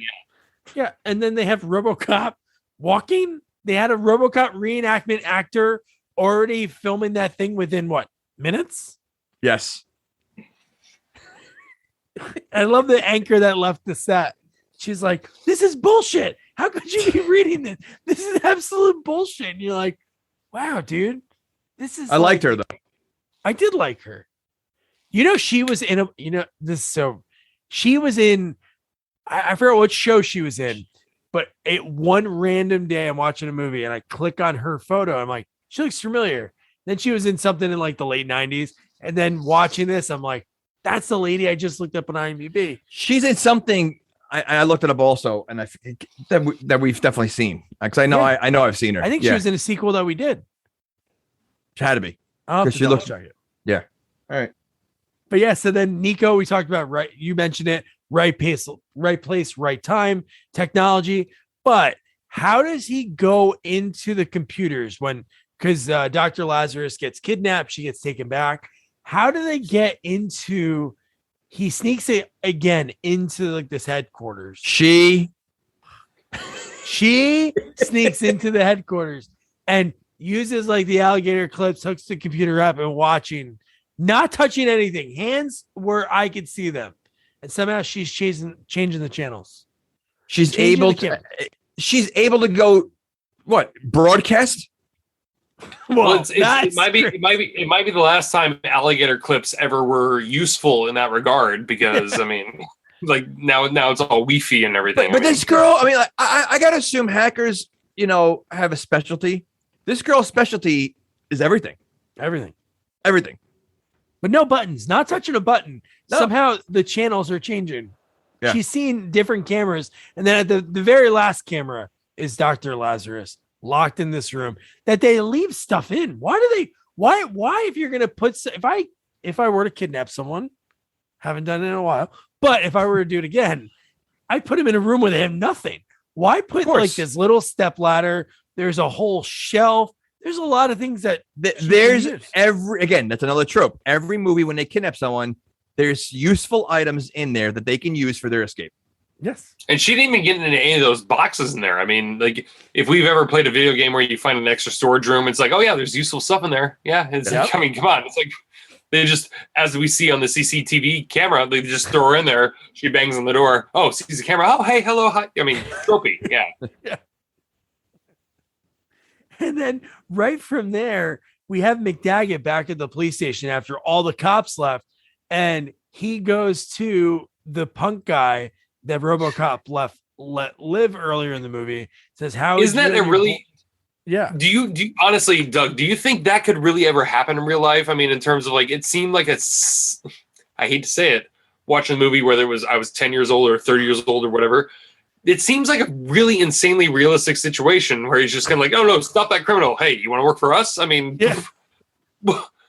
Well, he was about to get arrested again, and they left him because they needed. So like, I bet you that happens. What else? I love that he was ready to leave as soon as all the cops left. He was ready to like walk out real slow. And like, hey, how would you and your boys like to make some money? And it's like they're probably like shit. And then when he opened his mouth, his teeth were, well, that was good makeup effects because I was grossed out. That's like a lot of the people I live around here with. I mean, that's a lot of crystal meth. You don't have to do makeup if you get the right people. I was going to say, that could have been his real teeth, Doug. It could have been. Yeah. Summer teeth. Some are here, some are there.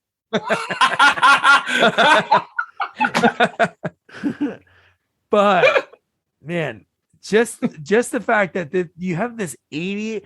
You don't know who these guys are. These punk guys. Well, I guess maybe OCP that they're intel. They know really anyone's intentions, but I don't think they care. They could just turn on them. Who you're going to give them all these weapons and stuff? They could be like, all right, well, we're going to take you over now. They could have done something like that. It's an experiment, baby. I mean, and then this is where they're in Cadillac Heights. They're like, hey, in their mind, still, if we fight for one more day or whatever day we're at right now, because Bertha got murdered in the last scene. So it's really just the old guy who seems like the old wise guy and Mr. Kruger are like the only ones that we know left out of that gang. And those are our mainstays. Yeah. Which, by the way, I want to mention when Sergeant Reed shows up with the police reinforcements, it's 6 cars, which means you have 24 cops total. Yeah. Good job. Good luck. Good luck, guys. I mean, these are the people who didn't want to fight against their coworkers. So, okay, here's 24 of us tops. I mean, but if you look at the bad guys, they just walk down the middle of the street. Well, when you're shooting a shotgun at 100 yards away, thinking you're going to hurt somebody. Well, that's why not one person got hit. I mean, not the cops couldn't hit one person, and they had a gang walking in the middle of the street very slowly. They weren't running, they weren't maneuvering. And not one was getting shot. And why did he say that? Mr. Hardy's right. when he said that, when Sergeant Reed has the shotgun pointed, they're like, "What should we do? Should we shoot?" He's like, "Not until they shoot at us." And right away, the freaking guy shoots a car right in front of him, explodes. But I did like there seems to be a lot of coincidences in this movie. We're safe here, and then a wrecking ball. Like the second they say something happens. Well, and to be fair, like they tipped over all their cars pointing one direction on a street, not like anyone would pinch or move right behind them. Like Cadillac Heights literally is one street, like one block long. I do like his line when he says, "It's time to show how real cops kick ass." Because at first, like, but did they? No. That doesn't matter if they did. That good for them. No, but I don't think they did. I don't think they did anything. I don't think they killed anyone. I think Robocop's the only one that killed anyone. That's true. Actually, he's right. That's true. Robocop cleaned the mess up. I mean, I don't think the cops killed anybody. Well, spoiler. Well, I'm going to save them time. Don't watch it. Does anyone listening this far into this podcast have not seen the movie before? So then we get Robocop is somehow back in the lair still. Which I don't know. Well, why is he slow? There? Oh yeah, that's right. He's a slow walker. He didn't get the map the ninja got. Yeah, he didn't get that map. Even though he's been there. So the Robo Ninja is there, and it's him and Robocop. And Robocop shows up like the husband who's like 50s. It's the 1950s, and the wife's fucking somebody else in the back room. He just like walks in, just drops everything. Like, what is happening here? He drops his gear. He's just like, what?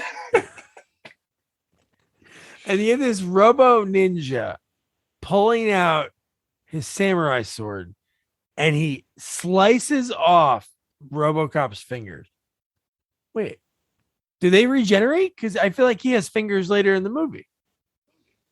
Well, they probably gave him a new hand. I'm sure they have extra hands. Well, now to be fair, Doug, that is the same arm that he cuts off with the sword and then puts, like I said, universally he just happened to cut his arm off the right way, and that's where he puts the gun. Oh, that was his. It's the same hand. It was the same hand. I thought it was the other hand.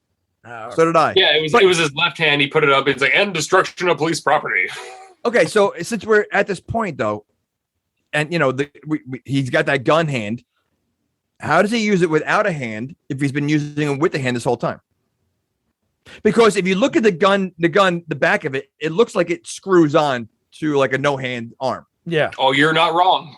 Right. So he has a hand on when he's using it. Just saying, does he take his hand off? If only we could all be so lucky. That's all I have to say. I love that Robocop is just, you thought it would be like some kind of fight, right? Oh, you thought it'd be something, and then I never understood like ninjas in movies. They always have to why do they always have to wave the sword around? Just go do what you're gonna do. They give him so much extra time, so he's able to roll over. Which it's right next to him. He's able to grab it, screw it on, and then blow his head off. Which with what? Nothing explodes really. It just One of those cannons on his arm is a rocket launcher. We do see him hit Timothy McVeigh in the tank with it later. Yeah. But I mean, we don't know what makes his head blow up.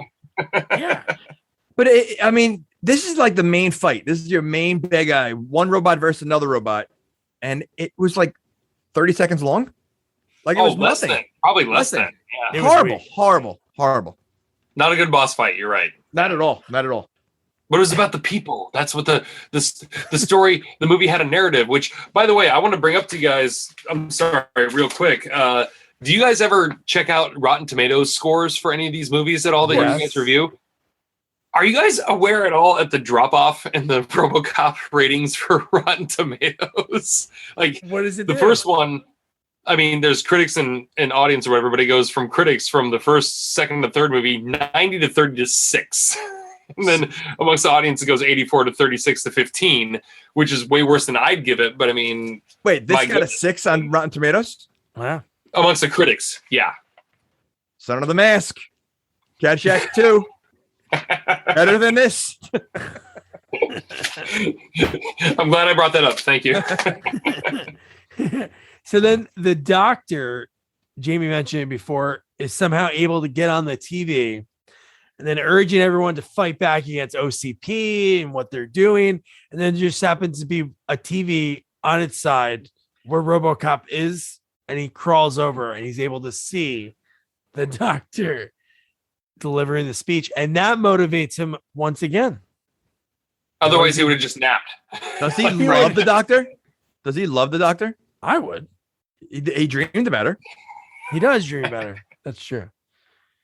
It morphs from his wife to his dead partner, his dead wife, dead partner, to hot young. She's pretty young too. Yeah. She must be pretty smart. Well, I mean, she's got the sidekick next to her that's like, again, hacking, broadcasting on TV. First of all, there happened to be a camera in that room. Oh yeah, you want to make sure you have closed circuit surveillance on all your storage. So what, there was no camera in that room to even do every broom closet must be monitored. Yeah, ridiculous. No stone unturned for OCP. But then from there he crawls and he finds his wings. When that's an interesting way to put it. And what happened next was something I thought I'd never see. I hated it. I hated it. I just didn't like the way it looked, but again, their budget issues, so they weren't able to do a lot with what they wanted to. But while I'm watching it, I'm like, that's superimposed on the screen. There was none of that filmed. Horrible. I mean, listen, I know the movie came out a long time ago. Yes, the special effects were horrendous, but seeing RoboCop fly, to me is like, you're really jumping now. I mean, it's done. They really should have highlighted it more or whatever, like gone like, God forbid, even though this hadn't happened yet, like the Iron Man route, so to speak, or whatever. But but that's also why we're talking about this right now, is like breaking apart this piece of crap. Well, how come they haven't made a female RoboCop? Oh, that might be the $10 question, right? They should have made a Nico. Okay, right. You guys are on the doorstep of your next franchise. I mean, wow. Robo chick. Sorry. Robo gal, Robo girl. I mean, that's. Do you think there's a porno out there called Robocock? I would hope so. Most definitely. Okay. We do have a few former guests. I can ask ask a few former guests that if they were in any of them. Oh yeah, you could. So then we get like that punk gang, and they have the tank, and then great reveal, by the way. Like all of a sudden they're kicking ass, whatever, and all of a sudden, like, hey, let's just do a marching band formation. Yeah. And he's just flying, dun dun dun dun dun dun dun dun dun dun, and he's just he takes them all out again, just like the fight. It's like 30 seconds, and they're all gone and dead. Yeah. Explosions, and that's it. He says all that armor, all those weapons, The city must have a lot of money. Which also, I want to ask you guys real quick. I wrote this down at the very end of my notes here.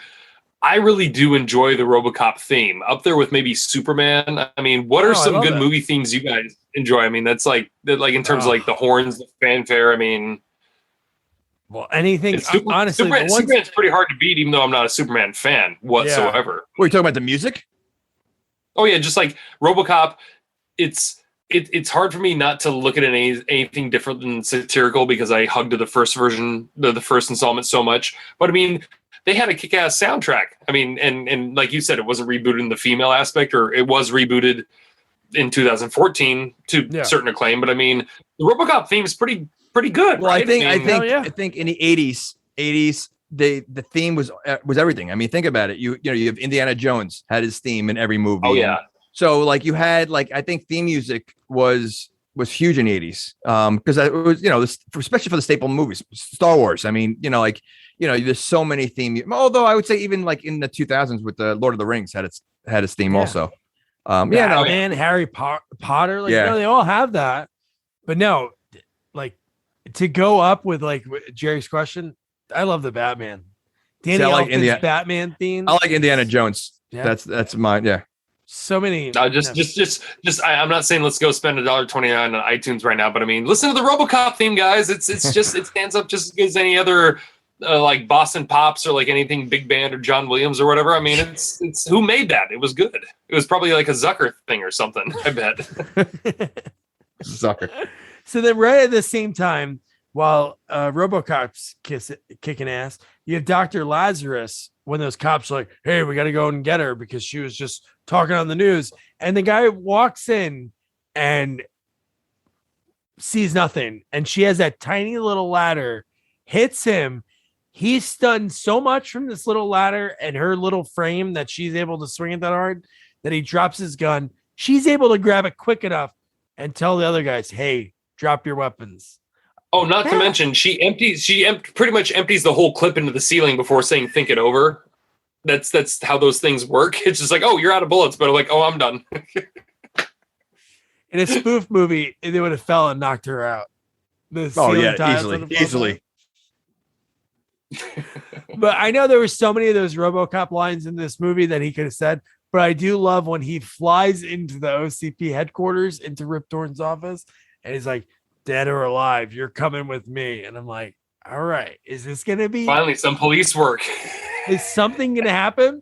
I must say the ending, it doesn't live up to what I was hoping after watching all this, but it was pretty cool when you saw the Roboninja and then another Roboninja. I was thinking it was going to be more than that. I really thought maybe the guy was only a twin or they could only get a couple, two lookalikes.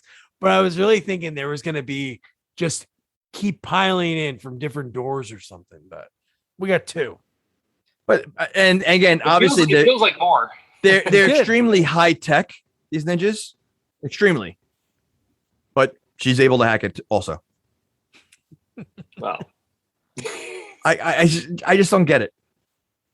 Wait, and not even hack it. Hack it to the point. Wouldn't there be a fail safe that couldn't happen? That okay, we're never going to be. Of course, and again, it is high tech. Chop their heads off. You're going to tell me they're not going to be worried that the enemy is going to be taking, they don't want them to have control of these ninjas. So, they have like I said, fail safe or something. Like, no, she's able to get in there within seconds. You guys are approaching this with 21st century brains. That's the problem here. I mean, we all know the interlocks and fail safes or whatever. I mean, obviously, that's what the whole like counterintelligence culture is all about, right? I mean, well, it does take place in 2048 or 38. 28. Or 28, or 28. Whatever we said. Oh, yeah. So if it was 2038, then it would be okay. It would be fixed. Okay. So he didn't really so one thing about this movie, I don't know, I hated the fact that we'll talk about it now and just get it over with, but the fact that Nico was able to hack in that fast. They chop each other's heads off with samurai swords in seconds. And it's so uneventful. They wanted more, Fred Decker wanted more, but it didn't fit into the budget. He wanted this movie to have a Jackie Chan Hong Kong style action, but they couldn't afford having the Asian stunt teams. I don't know what they would have really done it with. Maybe they had more fight scenes with it, but just how stupid that was. I feel like it was wasted. They have these ninjas and they really, it's wasted because they really weren't ninja. Is ninja a word? Ninja? Is ninja a word? Ninja? Okay. It's the thing now. They weren't very ninja. I mean, I think Jamie said it right though. I mean, case in point where the movie is an hour and 45 minutes long. And it took really 45 minutes for us to really get our teeth into anything. But at the same time, it's well, who have we seen in those first 45 minutes? I'm not saying we're breaking this movie down in terms of good respects, a proper movie. But at the same time, it's maybe they gave us the rope-a-dope. They gave us the action at the right times. And we didn't see the character doing whatever, the main character doing whatever. I miss Peter Weller going into with the kid, the Little League team that was looting the store or whatever. And he's just this isn't very nice. It's that's hilarious. I mean, but they didn't really have too many moments with oh God. And I forget his name so much. I mostly remember the guy who played Robocop in this movie from Rescue Me. He was Robert. Dennis Leary's brother. Yep. Yeah, but unfortunately, that's the most thing I knew him from. And even when I was watching the movie as a kid, I didn't know him from anything at the time. So I mean, it was hard to relate. But I mean, ultimately, I feel like maybe as you like make a movie like this in a certain amount of like timing or pacing or like let things breathe, so to speak, they gave us like the right amount of nuggets, I hate to say it, to satiate ourselves and be like, oh look, there's Robocop for like 5 minutes doing like God knows what, and then all of a sudden, oh, it's over, and then there's something else. But that would be like more of what a serious movie should try to do, not necessarily a romp that is Robocop 3. They should have just had more. Maybe if the other story of it was better, like the underground, if they had more fighting, but there just wasn't like enough action. It was like more of like, I don't know. It was just trying to tell so much about a plot that to me like just didn't grab me. Like that's one thing Fred Decker hated too, like the whole political part of the movie. So he had to tailor to kids, and then it was like homeless versus the man. So there was just so many things going against him, like not getting that older audience that loved the first two. And then you get these people like, hey, Robocop's being political, even though there was some of those tones in the other movies. I don't know. It was just, I wanted more Robo Ninja. I wanted like a real fight. I wanted to see Robocop fight him. And no, it was Nico saving Robocop. Really? You said the word more about 10 times. I was hoping for less, because that movie, this movie felt like it was going on forever.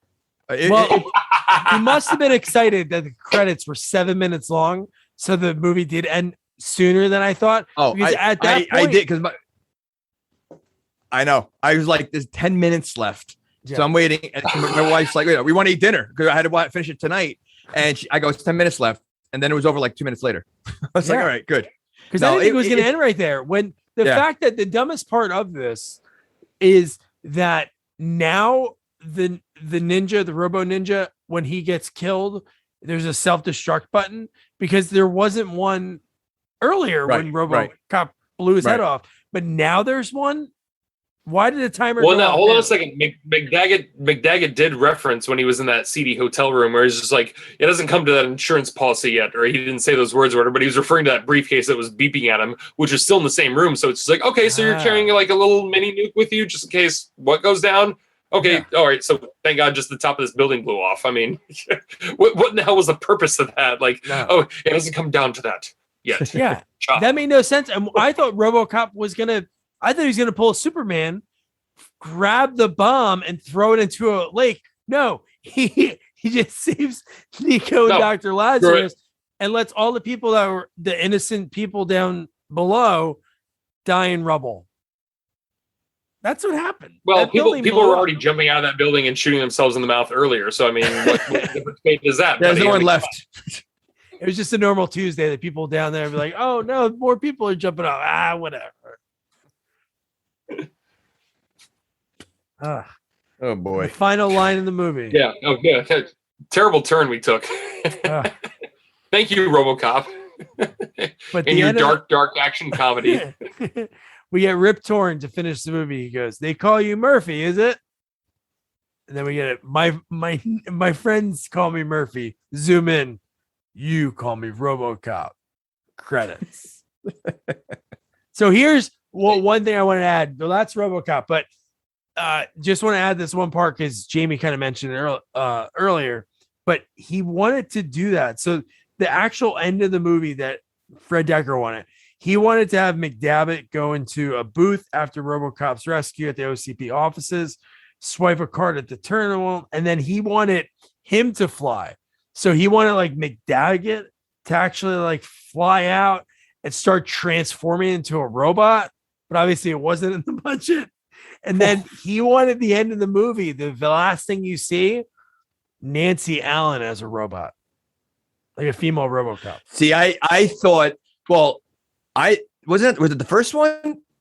Yeah, it was the first. Did she get shot up in the first one at the end of the movie? Right? She gets something and she gets shot in the first one, and he says they fix you or something like that. They can fix you or something. So they always hinted that she was going to turn into a robot. Deep, Jamie, deep. But, no, they didn't do it. Clearly no. Wow.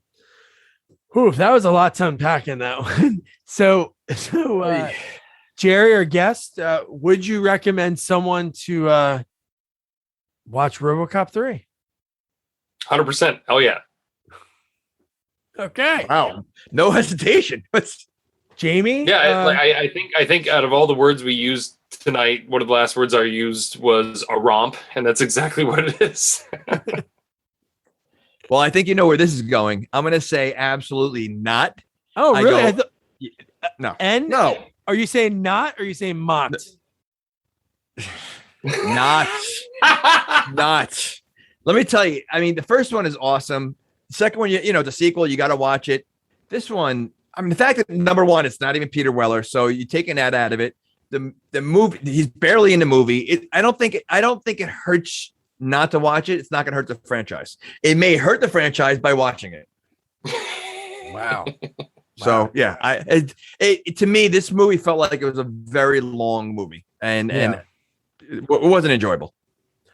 So I always say to watch the movies, but with this movie, I just wish there was more that I really enjoyed about it. The only thing I did enjoy was seeing these actors before they Rip Torn was already in a ton before this, but seeing all these actors before they were going to break, I think it's cool seeing Jeff Garlin as a donut jerk and Jodie Long, who's in a ton of stuff after this. After this movie, she was in Striking Distance, a couple of years later. She's in tons of stuff. A ton of stuff. So it is cool seeing that. But other than that, I don't know. I just wanted more Robocop, and I wanted him to fight the Robo Ninja. But why not check it out? Jerry, thank you so much for doing this with us, man. Thank you. And thank you guys. This has been the highlight of my year. I swear to God. Hopefully you guys can have me on for another movie. I don't care if I've seen it before or not. I'll dive into it.